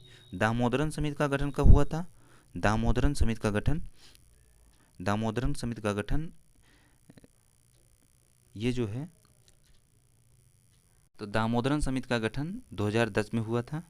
और रघुराजन समिति का गठन 2013 में हुआ था, 2013 में हुआ था। अगला क्वेश्चन है, निम्नलिखित में से कौन से आपूर्ति आधारित मुद्रास्फीति के कारक हैं? सरकारी व्यय में वृद्धि करना, आयात का नियंत्रण, शहरीकरण का बढ़ाना, औद्योगिक उत्पादन में कमी। तो आपूर्ति आधारित मुद्रास्फीति के कारक कौन से हैं? तो आयात पर नियंत्रण इसके कारक हैं, मुद्रास्फीति के कारक हैं। अगला क्वेश्चन है, अगला क्वेश्चन है,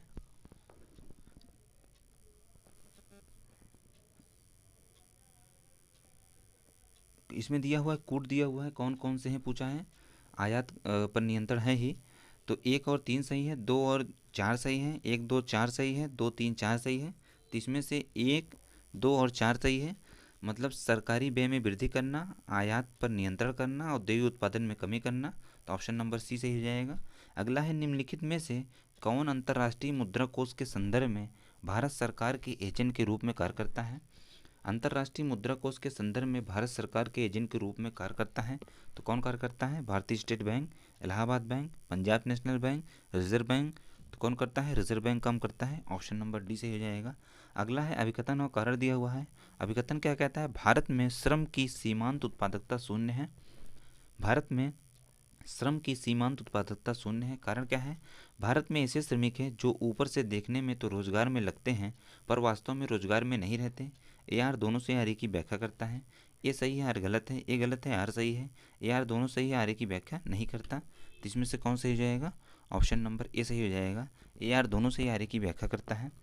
अगला क्वेश्चन है, फिर से अभिकथन और कारण है। अभिकथन क्या कहता है? राष्ट्रीय ग्रामीण रोजगार गारंटी कार्यक्रम अन्य रोजगार कार्यक्रमों से भिन्न है। कारण क्या है? यह रोजगार की एक योजना न होकर एक कानूनी व्यवस्था है। ए आर दोनों से आर की व्याख्या करता है। ये सही, आर गलत है। ये गलत है, आर सही है। ए आर दोनों से आर की व्याख्या नहीं करता। तो इसमें से कौन सही हो जाएगा? ऑप्शन नंबर ए सही हो जाएगा। ए आर दोनों से आर की व्याख्या करता है। अगला क्वेश्चन है, निम्नलिखित में से कौन सा वैश्विक बहुआयामी निर्भरता सूचकांक जारी करने का आधार नहीं है? वैश्विक बहुआयामी निर्भरता सूचकांक जारी करने का आधार नहीं है। स्वास्थ्य, शिक्षा, जीवन स्तर, देश में बढ़ते निवेश। केवल 4 सही है, 1 2 3 सही है, 1 3 सही है, 1 2 3 4 चारों सही है। तो कौन सा सही हो जाएगा इसमें? ऑप्शन नंबर ए सही हो जाएगा। पूछा है कौन नहीं है? केवल यही नहीं है, बाकी सभी है। स्वास्थ्य है, शिक्षा है, जीवन स्तर है, देश में बढ़ते निवेश, यही नहीं है। ऑप्शन नंबर ए सही हो जाएगा। सितंबर 2024 में प्रधानमंत्री द्वारा पहली वंदे मेट्रो का उद्घाटन किया गया है। इस ट्रेन का संचालन निम्नलिखित में से किन 2 स्टेशनों के मध्य चलाया गया था, शुरू किया गया था? अहमदाबाद एवं भुज के बीच, गाजियाबाद नोएडा के बीच, मेरठ और नोएडा के, दिल्ली और मेरठ के बीच, आनंद विहार और न्यू अशोक नगर के बीच। तो किसके किसके बीच शुरू किया गया था? अहमदाबाद और भुज के बीच शुरू किया गया था। 16 सितंबर 2024 को प्रधानमंत्री नरेंद्र मोदी द्वारा इसको शुरू किया गया था। इसे नमो भारत रैपिड रेल भी कहा जाता है। अगला है मिशन मौसम के संदर्भ में निम्नलिखित कथनों पर विचार करें। इस मिशन के लिए 2000 करोड़ का परिव्यय निर्धारित किया गया है। इसको विज्ञान एवं प्रौद्योगिकी मंत्रालय द्वारा कार्यान्वित किया गया है। पहला दूसरा सही है, केवल दूसरा सही है, न एक न दो, केवल पहला सही है। तो इसमें से कौन सही हो जाएगा? ऑप्शन नंबर डी, केवल पहला सही है। 2000 करोड़ का परिव्यय निर्धारित किया गया है। 2000 करोड़ का परिव्यय निर्धारित किया गया है। अगला क्वेश्चन है अगस्त 2024 में आपदा जोखिम प्रबंधन के लिए बीमा समाधान को कार्यान्वित करने वाला देश का पहला राज्य कौन है? नागालैंड, मिजोरम, गुजरात और मेघालय। तो कौन सा राज्य है? तो नागालैंड पहला राज्य है। अगला क्वेश्चन है, नागालैंड पहला राज्य है। अगला क्वेश्चन है राष्ट्रीय हिंदी विज्ञान सम्मेलन 2024 कहाँ आयोजित किया गया?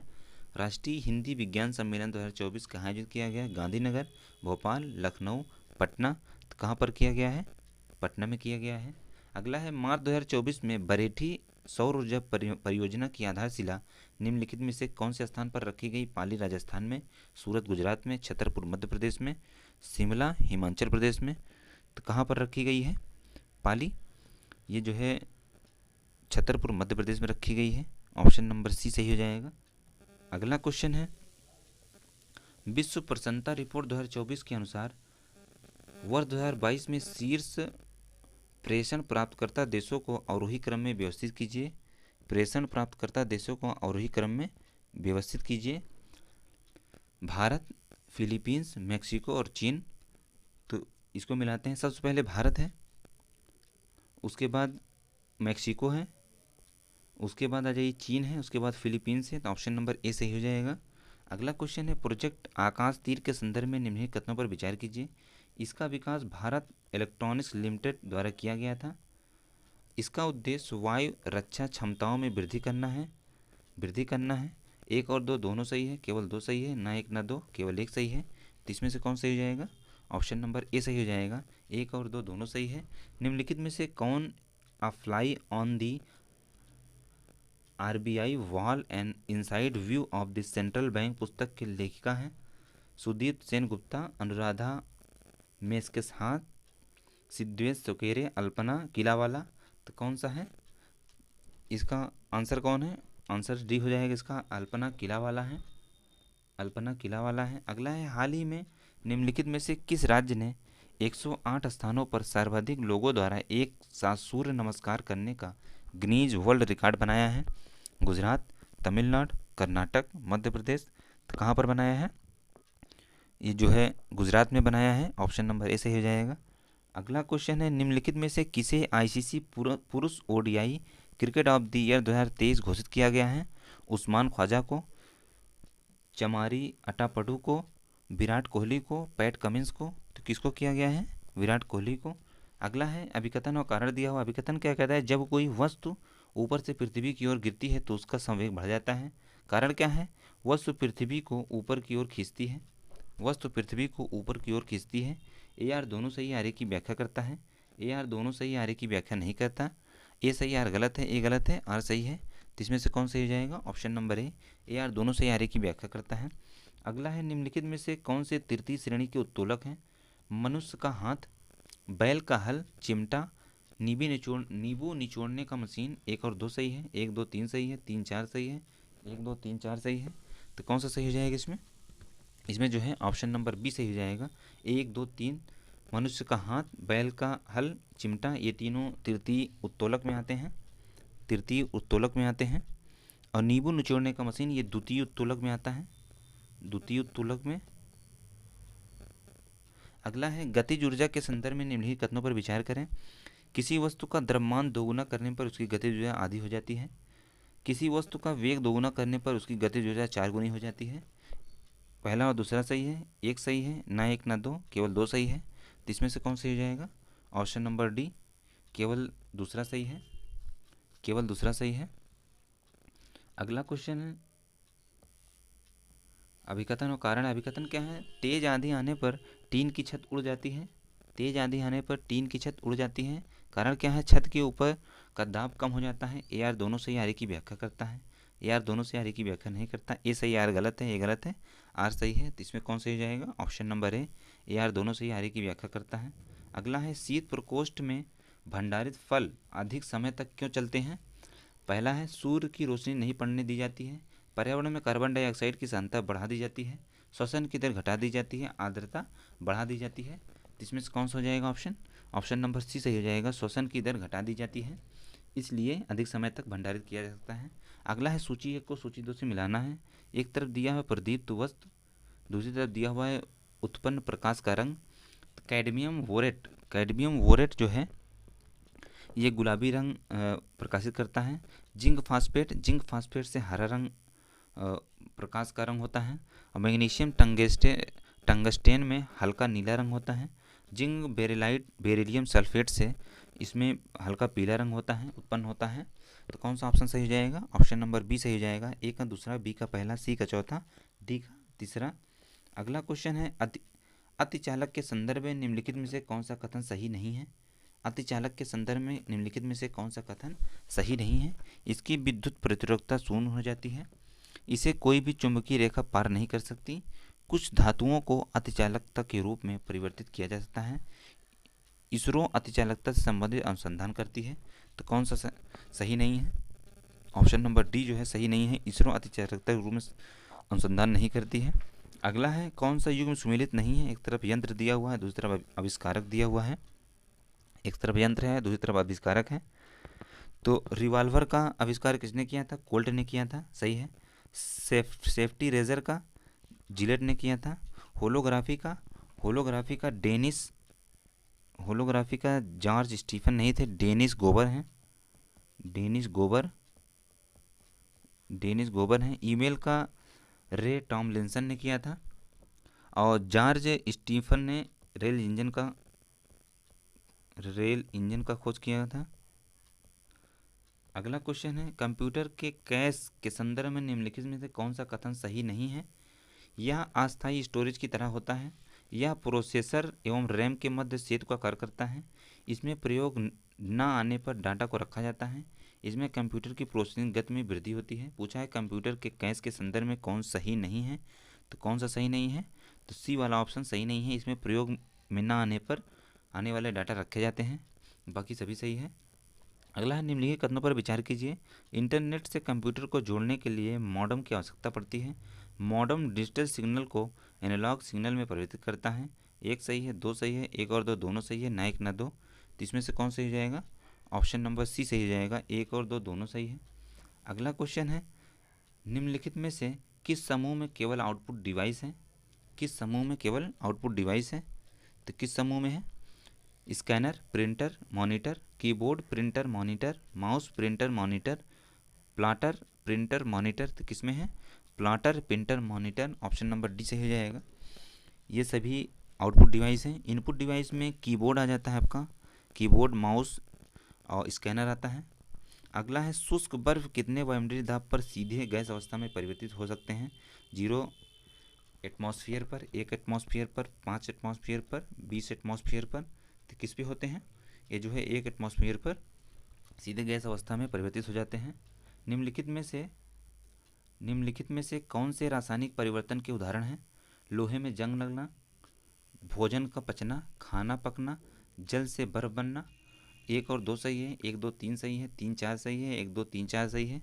तो कौन सा सही हो जाएगा? 1 2 3 सही है, 1 2 3 सही है। जल से बर्फ बनना ये भौतिक परिवर्तन है, ये भौतिक परिवर्तन है। अगला क्वेश्चन है तेल गैस के संदर्भ में निम्नलिखित कथनों पर विचार कीजिए। यह सरल संतृप्त और असंतृप्त हाइड्रोकार्बन का मिश्रण है, इसमें वायु मिलाकर प्रयोगशाला में बर्नर जलाया जाता है। केवल 1 सही है, केवल 2 सही है, 1 और 2 दोनों सही है, ना 1 ना 2। तो कौन सा सही हो जाएगा? ऑप्शन नंबर सी, 1 और 2 दोनों सही है। अगला क्वेश्चन है पारा के संदर्भ में निम्नलिखित में से कौन सा कथन सही नहीं है? यह एक चमकीली धातु है, सामान्य तापमान पर यह द्रव अवस्था में पाया जाता है, यह विद्युत का सुचालक होता है, यह आघात वर्ध होता है। तो पूछा है कौन सही नहीं है? तो ऑप्शन नंबर डी जो है सही नहीं है, बाकी सभी सही है। अगला क्वेश्चन है अभिकथन और कारण है। माइटोकॉन्ड्रिया को कोशिका का बिजली घर कहा जाता है, कारण क्या है? यह जीवन के लिए आवश्यक रासायनिक क्रियाओं को करने के लिए ऊर्जा उत्पन्न करता है। ए दो आर दोनों से आर ए की व्याख्या करता है। ए आर दोनों से आर ए की व्याख्या नहीं करता। ए सही आर गलत है, ए गलत है, आर सही है। तो कौन सा सही हो जाएगा इसमें? ऑप्शन नंबर ए सही हो जाएगा। ए आर दोनों से आर ए की व्याख्या करता है। अगला क्वेश्चन है, निम्नलिखित में से कौन से संयोजी ऊतक हैं? रक्त, एरियोलर, अस्थि, उपास्थि। एक और दो सही है, एक दो तीन सही है, तीन चार सही है, एक दो तीन चार चारों सही है। तो कौन सा सही हो जाएगा? ऑप्शन नंबर डी, एक दो तीन चार चारों सही है। अगला क्वेश्चन है, अभिकथन और कारण है, पेनिसिलिन और एंटीबायोटिक का मानव शरीर पर कोई प्रभाव नहीं पड़ता। पेनिसिलिन और एंटीबायोटिक का मानव शरीर पर कोई प्रभाव नहीं पड़ता। कारण है, मानव की कोशिकाएं कोशिका भित्ति का निर्माण करती हैं। ए आर दोनों से आर की व्याख्या करता है। ए आर दोनों से आर की व्याख्या नहीं करता। ए सही, आर गलत है, ए गलत है, आर सही है। तो इसमें कौन सही हो जाएगा? ऑप्शन नंबर सी सही हो जाएगा। सी सही हो जाएगा, ये सही है परंतु आर गलत है। मानव की कोशिका भित्ति का निर्माण नहीं करती हैं। अगला क्वेश्चन है, निम्नलिखित में से कौन सा कार्य वसा का नहीं है? कौन सा कार्य वसा का नहीं है? या शरीर को ऊर्जा प्रदान करना, शरीर में गैसीय संवहन के रूप में कार्य करना, या खाद्य पदार्थ में स्वाद उत्पन्न करना, या शरीर में विभिन्न अंगों को चोटों से बचाना है। तो कौन सा सही नहीं है?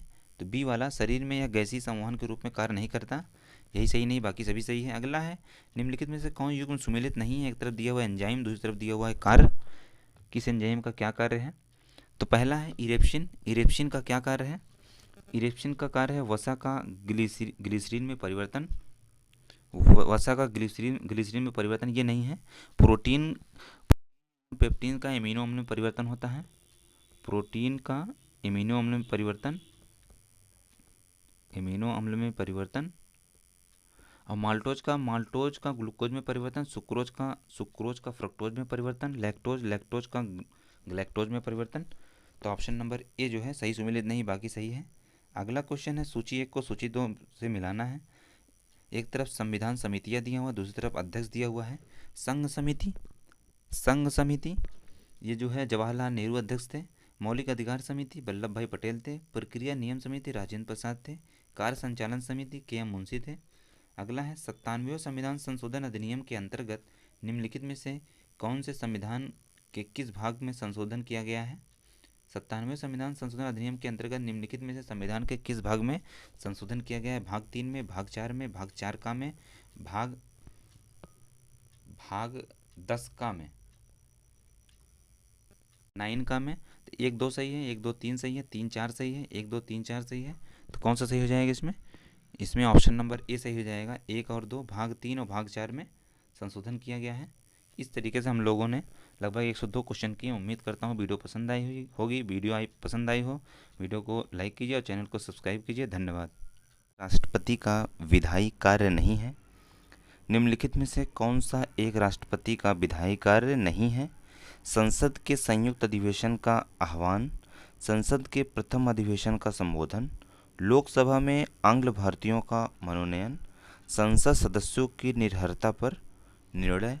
पूछा है राष्ट्रपति का विधायी कार्य नहीं है, पूछा है तो कौन सा नहीं हो जाएगा? कौन सा नहीं हो जाएगा? पहला जो है राष्ट्रपति का विधायी कार्य है, दूसरा भी है, तीसरा जो है नहीं है, चौथा भी है। अगला क्वेश्चन है, जनहित याचिका के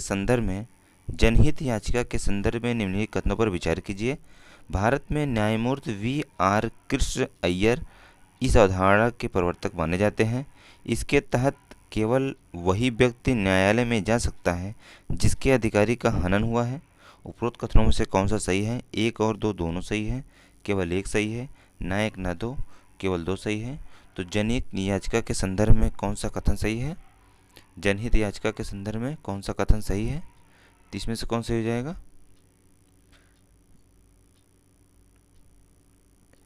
इसमें से कौन? ऑप्शन नंबर बी सही हो जाएगा, केवल 1 सही है। भारत में न्यायमूर्ति V.R. कृष्ण अय्यर इस अवधारणा के प्रवर्तक माने जाते हैं। इसके तहत केवल व्यक्ति न्यायालय में जा सकता है, ये गलत है। केवल व्यक्ति नहीं, सभी जा सकते हैं। अगला क्वेश्चन है, निम्नलिखित में से कौन सा एक निर्वाचन आयोग का कार्य नहीं है? कौन सा एक निर्वाचन आयोग का कार्य नहीं है?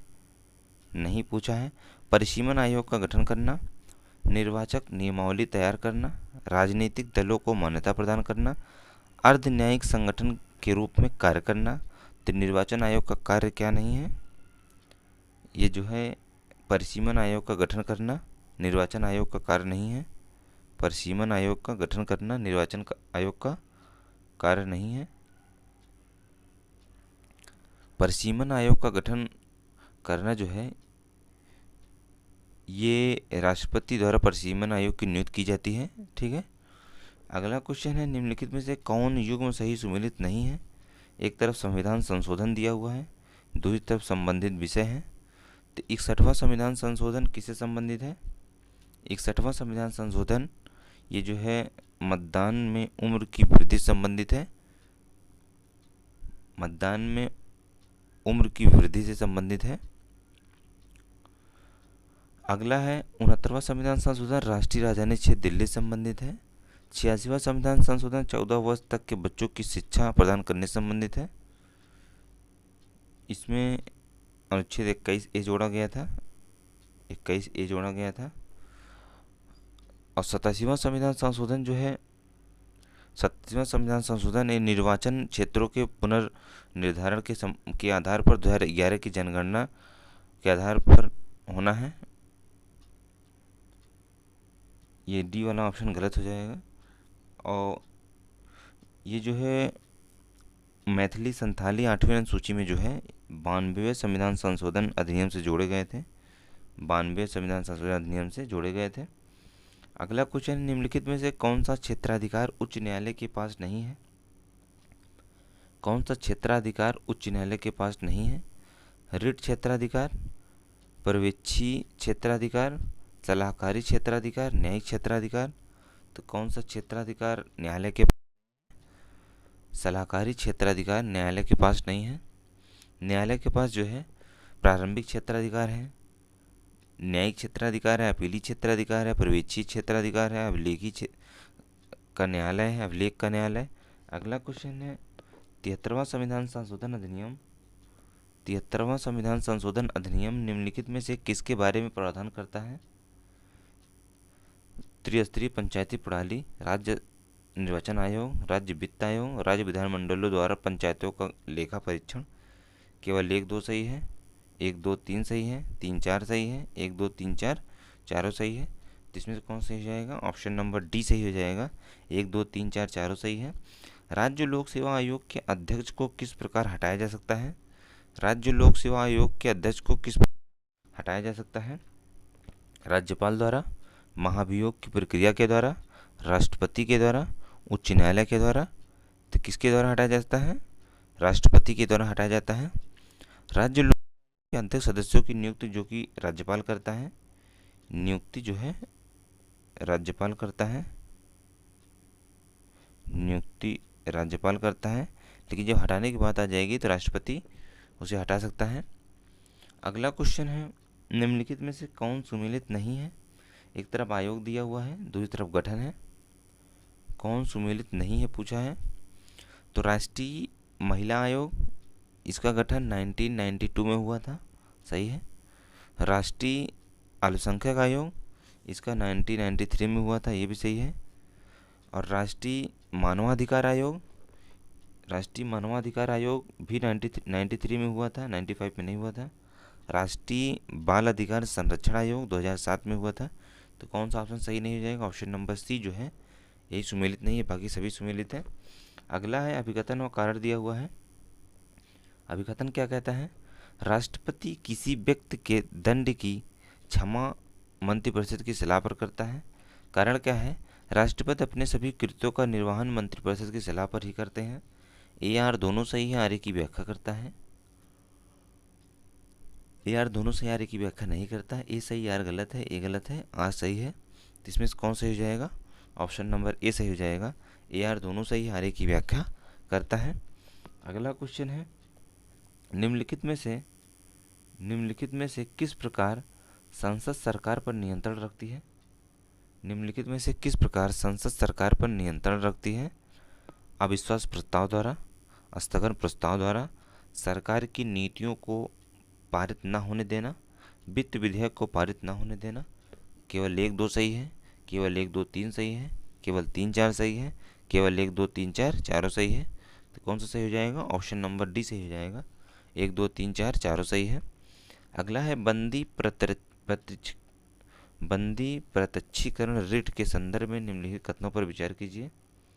बंदी प्रत्यक्षीकरण रिट के संदर्भ में निम्नलिखित कथनों पर विचार कीजिए। इसे उच्च न्यायालय केवल मूल अधिकारों के उल्लंघन की स्थिति में राज्य के विरुद्ध जारी करता है।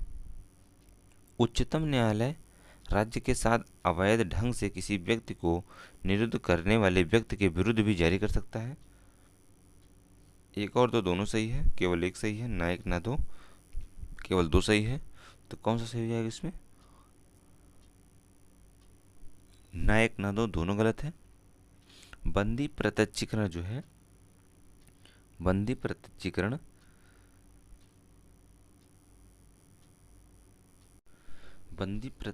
जो है, इसमें ये जो दिया है मूल अधिकारों के उल्लंघन की स्थिति राज्य के विरुद्ध जारी करता है, ये उच्च न्यायालय नहीं करता, ये उच्चतम न्यायालय करता है। उच्चतम न्यायालय करता है, ठीक। और ये जो अवैध ढंग से किसी व्यक्ति के विरुद्ध निरुद्ध जारी करने वाले व्यक्ति के विरुद्ध भी जारी करता है, ये उच्च न्यायालय करता है। उल्टा दिया हुआ है हमें, उल्टा दिया हुआ है इसमें, उच्च न्यायालय जारी करता है, इसलिए दोनों ऑप्शन गलत हो जाएगा। अगला है अभिकथन और कारण दिया हुआ है। भारत की संघीय व्यवस्था में वित्त केंद्र और राज्य के बीच वित्तीय संतुलन बनाए रखने में सहायता करता है।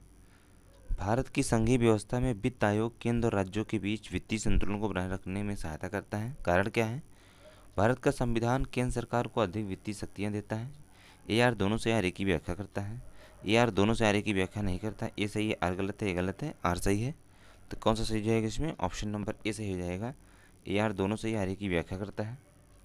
अगला क्वेश्चन है, निम्नलिखित में से कौन सा एक सही सुमेलित नहीं है? एक तरफ अनुच्छेद दिया हुआ है, दूसरी तरफ विषय है। कौन सा एक सही सुमेलित नहीं है?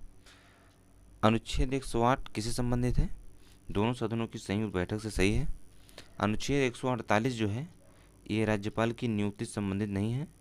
ये जो है अनुच्छेद 148 जो है नियंत्रक एवं महालेखा परीक्षक से संबंधित है। नियंत्रक एवं महालेखा परीक्षक से संबंधित है। महालेखा परीक्षक से संबंधित है। अनुच्छेद 165 राज्य का महाधिवक्ता। अनुच्छेद 323 ए प्रशासनिक अधिकारी से संबंधित है। राज्यपाल की नियुक्ति किस में है? राज्यपाल की नियुक्ति जो है 155 में है, अनुच्छेद 155 में है। अगला क्वेश्चन है, उत्तर प्रदेश के निम्नलिखित सांस्कृतिक केंद्रों पर विचार कीजिए तथा उनको कालानुक्रम में व्यवस्थित कीजिए। सांस्कृतिक केंद्रों पर विचार कीजिए, कालक्रम में व्यवस्थित कीजिए। तो भारतीय नाट्य अकेदमी, भारत खंडे संगीत संस्थान की स्थापना कब हुई थी? ये जो है 1926 में हुई थी, 1926 में। और भारत खंडे हिंदुस्तानी संगीत संस्थान 1926, ये भारत खंडे संगीत संस्थान 1926 में 8 फरवरी 1926 में। उसके बाद आ जाइए आप 8 उसके बाद भारत खंडे संगीत संस्थान ये जो है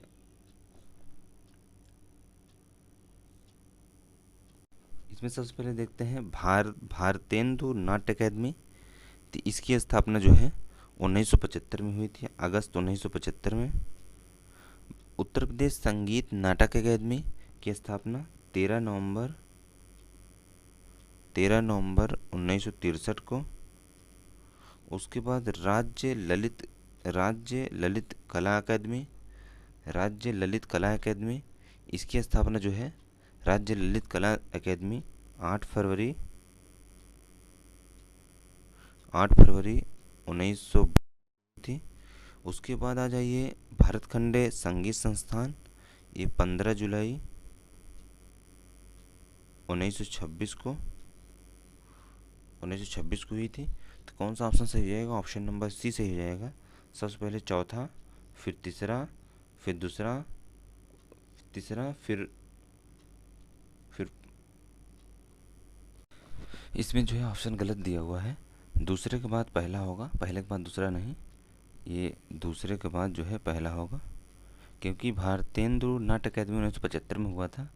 उसके पहले 63 में जो है उत्तर प्रदेश संगीत संस्थान की स्थापना हुई थी।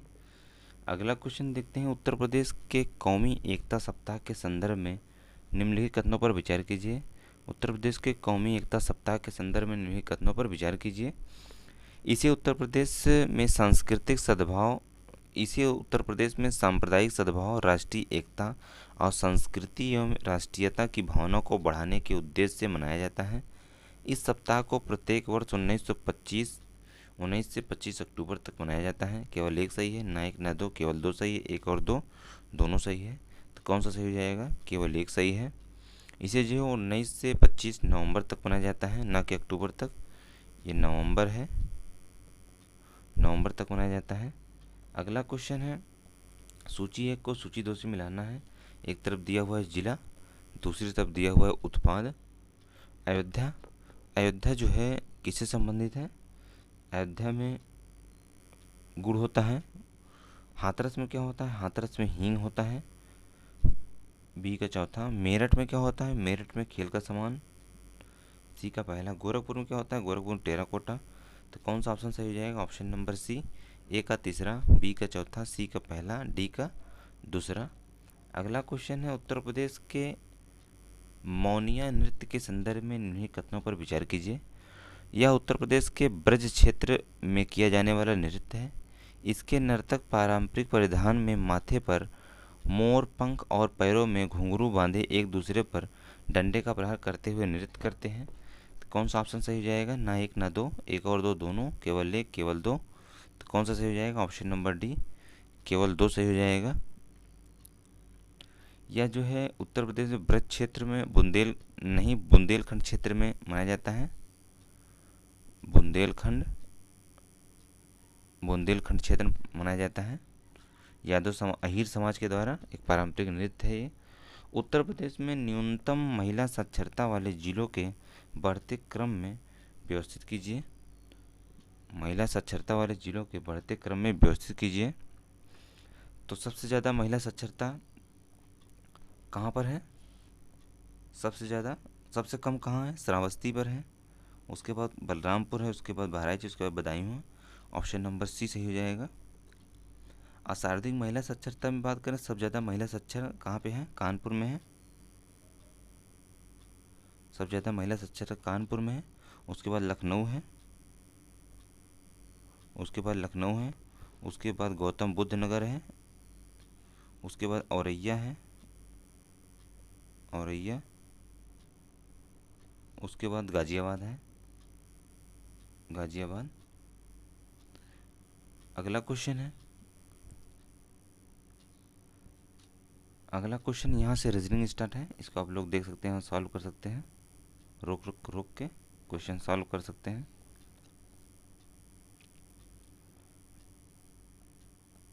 फिर आ जाते हैं हम लोग क्वेश्चन नंबर 131 पर। जनवरी 2024 में स्टैचू ऑफ सोशल जस्टिस का अनावरण कहाँ किया गया?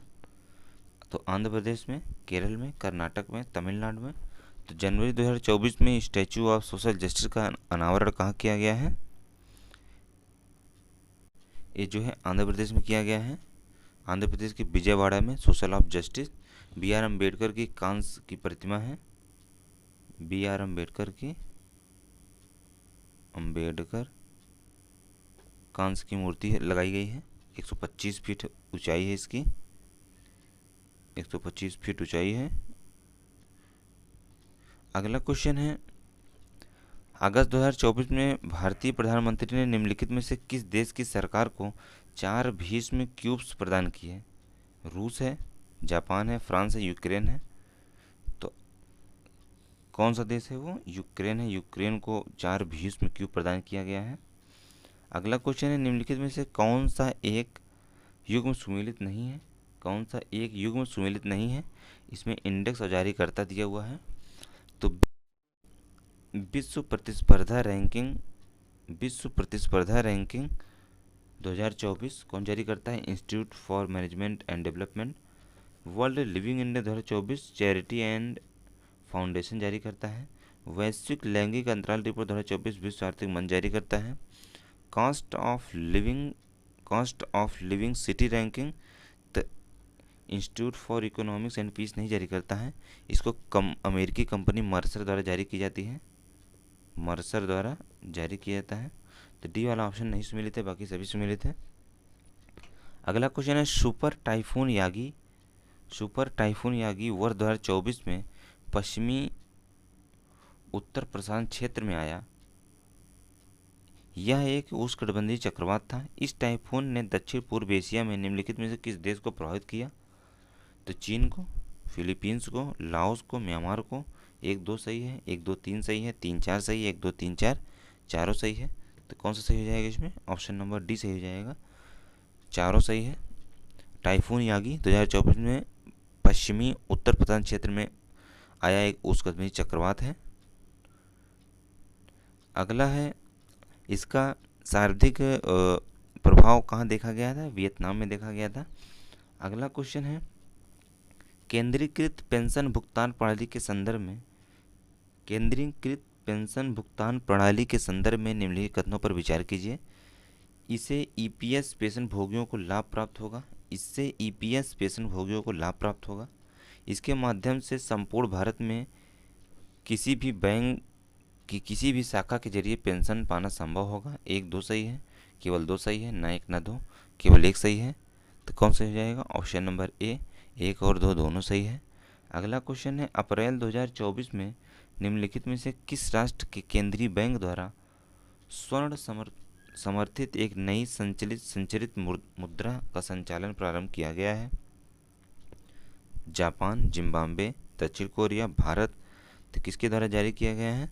जिम्बाब्वे के द्वारा जारी किया गया है, जिसका नाम है जिग, जिम्बाब्वे गोल्ड या जिग कहा जाता है इसको, जिम्बाब्वे गोल्ड। अगला क्वेश्चन है अप्रैल 2024 में अमेरिकी बिजनेस पत्रिका फोर्ब्स द्वारा जारी विश्व में अरबपतियों की सूची 2024 में आरोही क्रम में व्यवस्थित कीजिए। आरोही क्रम में व्यवस्थित करना है, आरोही क्रम में व्यवस्थित कीजिए। तो आरोही क्रम में व्यवस्थित करना है शीर्ष 5 अरबपति। तो सबसे पहले है बर्नार्ड अर्नेस्ट है पहले नंबर पे, फिर दूसरे नंबर पे जेफ बेजोस आ जाते हैं, जेफ बेजोस, एलन मस्क आ जाएंगे, उसके बाद जेफ बेजोस आ जाएंगे, उसके बाद आ जाएगा mark Zuckerberg. Option number D जो है सही हो जाएगा। अगला क्वेश्चन है सूची 1 को सूची 2 से मिलाना है। एक तरफ दिया हुआ युद्धाभ्यास, दूसरी तरफ शामिल देश हैं, युद्धाभ्यास और शामिल देश हैं। तो चलिए मिलाते हैं। डेजर्ट साइक्लोन किस किस देश के बीच हुआ था? भारत और यूएई के बीच हुआ था। दोस्ती भारत और मालदीव के बीच हुआ था। धर्म गार्जियन भारत और जापान के बीच हुआ था। युद्ध डास्टलिक भारत और उज्बेकिस्तान के बीच। सभी सही सुमेलित हैं, ऑप्शन नंबर बी सही हो जाएगा। अगला है निम्नलिखित में से किसे पहला वैश्विक असमानता अनुसंधान पुरस्कार 2024 प्रदान किया गया? बीना अग्रवाल को, पॉल लिंच को, नंदिनी दास को, सुकृता पाल कुमार को। तो किसे मिला है? वीना दास को मिला है। अगला क्वेश्चन है जीएस का लास्ट क्वेश्चन, सूची 1 को सूची 2 से मिलाना है। एक तरफ महत्वपूर्ण दिवस है, दूसरी तरफ दिनांक है। तो राष्ट्रीय महत्वपूर्ण दिवस है और दिनांक है। विश्व रेबीज दिवस जो है कब मनाया जाता है? 28 सितंबर को मनाया जाता है। विश्व युवा कौशल दिवस 15 जुलाई को मनाया जाता है। विश्व स्वच्छता दिवस 3 मई को मनाया जाता है। विश्व एड्स दिवस 1 सितंबर को मनाया जाता है, 1 दिसंबर को मनाया जाता है। तो कौन सा ऑप्शन सही हो जाएगा इसमें? ऑप्शन नंबर सी सही हो जाएगा। ए का दूसरा, बी का पहला, सी का चौथा, डी का तीसरा। यहाँ से हिंदी शुरू हो जाएगा। इनमें से अधुनातन का उपयुक्त विपरीतार्थिक शब्द है। विपरीतार्थक शब्द है। अनुदातन का विपरीतार्थक शब्द क्या हो जाएगा? अधुनातन, अवनत, सनातन, पुरातन। तो कौन सा हो जाएगा? ऑप्शन नंबर डी जाएगा। अगला क्वेश्चन है, अगम का विलोम क्या होगा? सुगम, अच्छम, अच्छत, इनमें से कोई नहीं। तो कौन सा हो जाएगा? सुगम हो जाएगा। अगला है, निम्नलिखित में से कौन सा शब्द शुष्क का विलोम है? शुष्क का शिष्ट, शीत, आर्द्र, उष्ण। तो शुष्क क्या हो जाएगा? शुष्क का विलोम आर्द्र हो जाएगा। अगला है, नाश्वर का विलोम क्या हो जाएगा? नाश्वर का स्थायी, शाश्वत, अमर, नित्य। तो नाश्वर का विलोम शाश्वत हो जाएगा। अगला क्वेश्चन है, जारज का विलोम क्या होगा? जारज का विलोम औरस, प्रदत्त, दत्तक, सजारज। जारज का होगा औरस हो जाएगा। जारज का औरस। तमस का विलोम आनंदमय, ज्योतिर्मय, प्रकाशमय, अंधकारमय। तो तमस का ज्योतिर्मय। अगला क्वेश्चन है, निम्नलिखित में से कौन सा धृष्ट शब्द का विलोम है? तो विनम्र, उत्कृष्ट, विकृष्ट, विशेष। तो कौन सा हो जाएगा? विनम्र हो जाएगा। भूगोल का विपरीतार्थक शब्द इतिहास, जल, खगोल, अंतरिक्ष। तो खगोल इसका विपरीतार्थक शब्द हो जाएगा इतिहास का। निम्नलिखित में से कौन सा विहित शब्द का विलोम है? विहित का निपिद्ध, निहित, अहित, रहित। तो विहित का क्या हो जाएगा विलोम? निपिद्ध हो जाएगा। निम्नलिखित में विरल का विलोम सबल, सहस, सघन, सरल। तो विरल का विलोम क्या हो जाएगा? विरल का विलोम सघन हो जाएगा। अगला क्वेश्चन है, अगला क्वेश्चन, निम्नलिखित में से शुद्ध वाक्य चुनिए। शुद्ध वाक्य, यह आंखों से देखी घटना है, यह आंखों देखी घटना है, यह आंखों के द्वारा देखी घटना है, यह आंखों द्वारा देखी और सुनी घटना है। तो कौन सा सही हो जाएगा इसमें? इसमें ऑप्शन नंबर बी सही हो जाएगा, यह आंखों देखी घटना है। कौन सा वाक्य शुद्ध है? यहाँ हिंदुओं की आबादी कम है, मैं आपकी प्रतीक्षा करता रहा, उसका मन अध्यात्म में लगता है, निरपराध व्यक्ति को दंड क्यों मिला। तो कौन सा शुद्ध हो जाएगा इसमें? इसमें ऑप्शन नंबर जो है सी जो है, उसका मन अध्यात्म में लगता है, सी सही हो जाएगा। अगला क्वेश्चन है, निम्नलिखित में कौन सा अशुद्ध पूछा है? छोटा परिवार सुखी परिवार, लगता है कि वह रूठ गया, भगवान बड़े दयालु हैं, डाकुओं ने दुकानदार को पीटा। तो इसमें से अशुद्ध कौन हो जाएगा? अशुद्ध जो है ऑप्शन नंबर ए सही हो जाएगा, छोटा परिवार सुखी परिवार। इसका शुद्ध रूप होगा छोटा परिवार सुखी परिवार। अगला क्वेश्चन है, परिवार जो है इसमें गलत है। अगला क्वेश्चन है, निम्नलिखित में से कौन सा वाक्य शुद्ध है? यह रुमाल अच्छी है, उसकी दही खट्टी है, उसका मकान बहुत अच्छा है, राजपथ की सड़क झांकियाँ वापस लौट गई, राजपथ की सड़क झांकियाँ वापस लौट गई। तो कौन सा सही हो जाएगा? पूछा है कौन सा शुद्ध है? तो सी वाला शुद्ध है, उसका मकान बहुत अच्छा है, बाकी सभी अशुद्ध हैं। अगला क्वेश्चन है, निम्नलिखित में से कौन सा वाक्य शुद्ध है?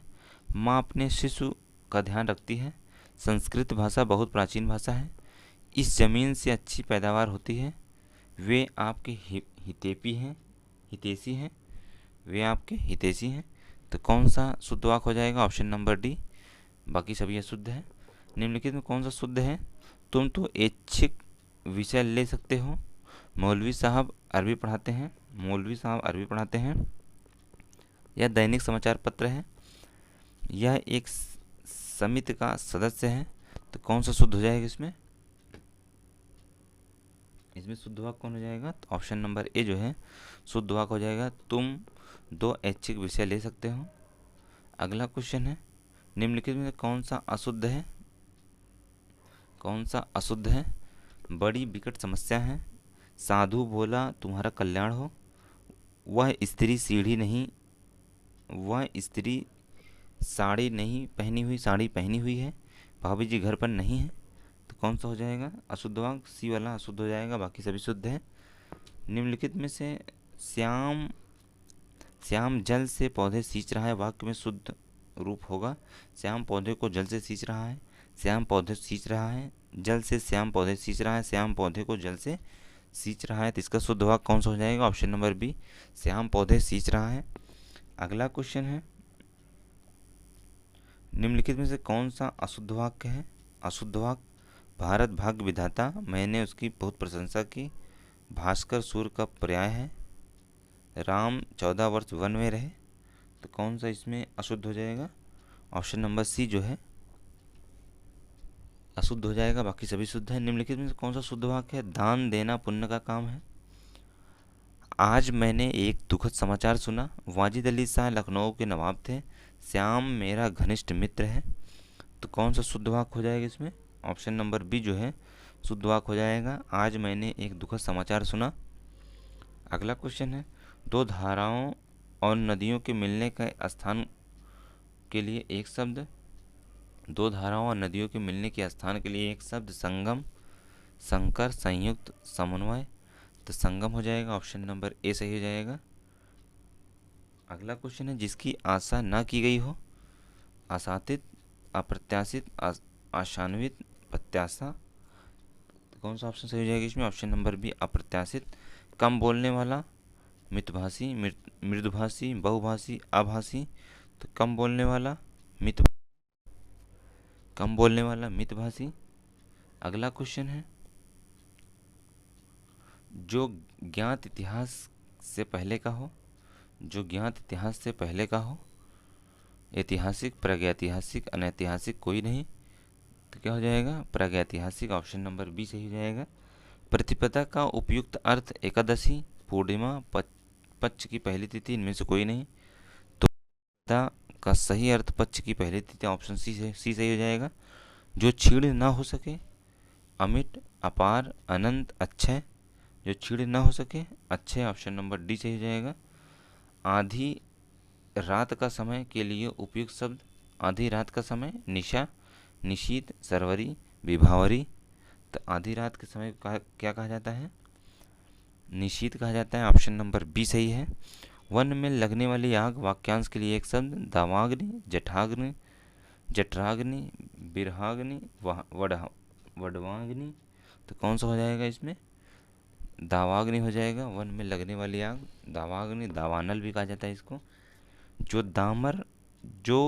दायर मुकदमे का प्रतिवादक या बचाव करे, उपयुक्त लिए एक शब्द। अभियुक्त, वादी, मुकदमेबाज, प्रतिवादी। तो कौन सा हो जाएगा? ऑप्शन डी प्रतिवादी हो जाएगा। बिना पलक झपकाए, वाक्यांश के लिए एक शब्द। अनिमेष, अच्युत, अमोघ, अनिकेत। तो बिना पलक झपकाए के लिए एक शब्द अनिमेष हो जाएगा। तद्भव शब्द है श्रेष्ठी, परीक्षा, श्रेष्ठी, परीक्षा, घर, ज्योत्सना। कौन सा तद्भव शब्द है इसमें? घर जो है तद्भव शब्द है, बाकी सभी तत्सम है। तद्भव शब्द नहीं है, कंकड़, काढ़ा, कूदना, खेत। कौन सा तद्भव शब्द नहीं है? कंकड़ जो है तत्सम शब्द है। अगला क्वेश्चन है, निम्नलिखित में से कौन सा तद्भव तत्सम का सही युग्म नहीं है? चौत्र, चौथ, यम, जम, दंड, डंक, खरपट, खोपड़ी। तो कौन सा तद्भव तत्सम का युग्म सुमेलित नहीं है, सही नहीं है? तो कौन सा सही नहीं है? खरपट, खोपड़ी। खरपट, खोपड़ी ये तद्भव तत्सम, इसका हो जाएगा करपट, करपर, खोपड़ी हो जाएगा। अगला है अभ्यंतर का तद्भव शब्द। अभ्यंतर का तद्भव शब्द अंदर, भीतर, बाहर, गहरा। अभ्यंतर का भीतर होता है। कपित्थ का तद्भव शब्द। कपित्थ, कपूर, कैथा, केला, खजूर। तो क्या होगा इसका? कैथा हो जाएगा। निम्नलिखित में कौन सा तद्भव शब्द है? पृष्ठ, पंख, लज्जा, इनमें से कोई नहीं। तो कौन सा तद्भव शब्द है इसमें? पंख जो है तद्भव शब्द है। अगला क्वेश्चन है, कौन सा एक तत्सम शब्द है? वानर, वगुला, बढ़ई, बछड़ा। तो कौन सा है? ऑप्शन नंबर ए जो है तत्सम शब्द है, बाकी सभी तद्भव है। संस्कृत के वे शब्द जो हिंदी में ज्यों के त्यों प्रयुक्त होते हैं कहे जाते हैं तद्भव शब्द, देशज शब्द, तत्सम शब्द, इनमें से कोई नहीं। तो तत्सम शब्द कहे जाते हैं, ऑप्शन नंबर सी सही हो जाएगा। धरती का तत्सम रूप क्या है? धरती का तत्सम रूप धरा, धात्री, धरणी, धरित्री। तो कौन सा हो जाएगा? धरती का तत्सम रूप धरित्री हो जाएगा, ऑप्शन नंबर डी। महुआ शब्द का तत्सम रूप मधुकर, मधुक, मधुप, मधवा। तो कौन सा हो जाएगा? मधुक हो जाएगा, ऑप्शन बी सही हो जाएगा। लहर शब्द में किसका पर्यायवाची नहीं है? लहर निम्न में से किसका पर्यायवाची नहीं है? वीची का, दुकुल का, तरंग का, हिलोर का। तो किसका पर्यायवाची नहीं लहर? लहर जो है दुकुल का पर्यायवाची नहीं है।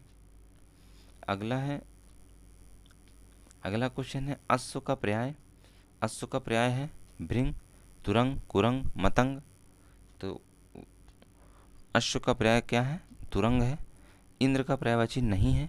पुरंदर, शक्र, मधवा, गणधिप। तो कौन सा नहीं है? गणाधिप जो है ये गणेश का पर्यायवाची है, ऑप्शन डी।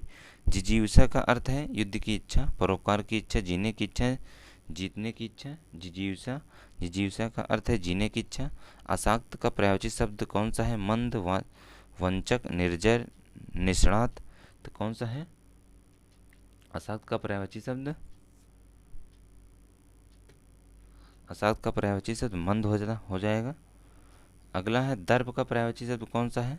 दंभ, अहंकार, घमंड। उपयुक्त में सभी, तो उपयुक्त में सभी हो जाएगा डी।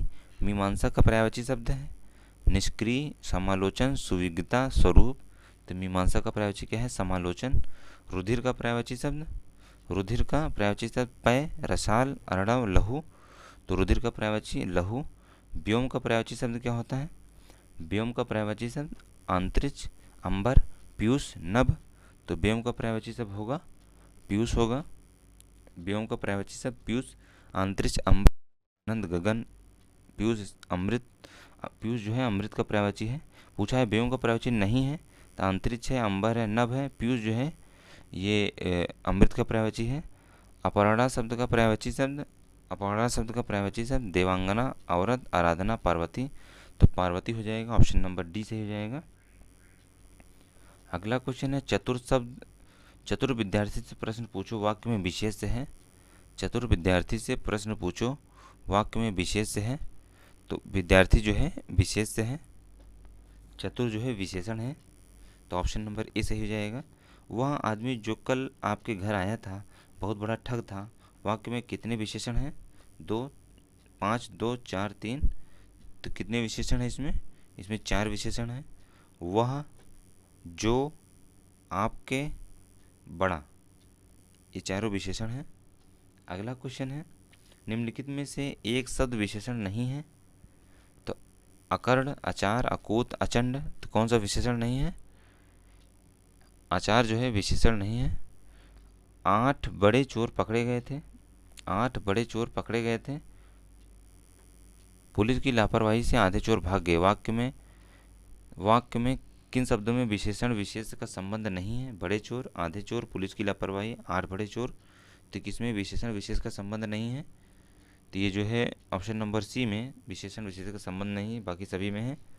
युद्ध देखकर अशोक का कठोर हृदय मोम जैसा पिघल गया। युद्ध को देखकर अशोक का हृदय मोम जैसे पिघल गया। वाक्य में विशेष है कठोर, अशोक, हृदय, मोम। तो क्या हो जाएगा इसमें? इसमें ऑप्शन नंबर सी से हो जाएगा हृदय। हृदय जो है विशेष है। अगला क्वेश्चन है निम्नलिखित वाक्यों में से वह वाक्य चुनिए जिसमें गुणवाचक विशेषण का प्रयोग हुआ है। वह बहुत से पक्षी उड़ रहे हैं। वहाँ बहुत से पक्षी उड़ रहे हैं। ऐसे आदमी लाखों में एक होते हैं। मैंने 10 मन गेहूँ खरीदा। वह नटखट बालक संगीत नहीं सुन रहा है। पूछा है वाक्यों में गुणवाचक का विशेषण किसमें है? तो गुणवाचक विशेषण किसमें है? तो ऑप्शन नंबर डी में है।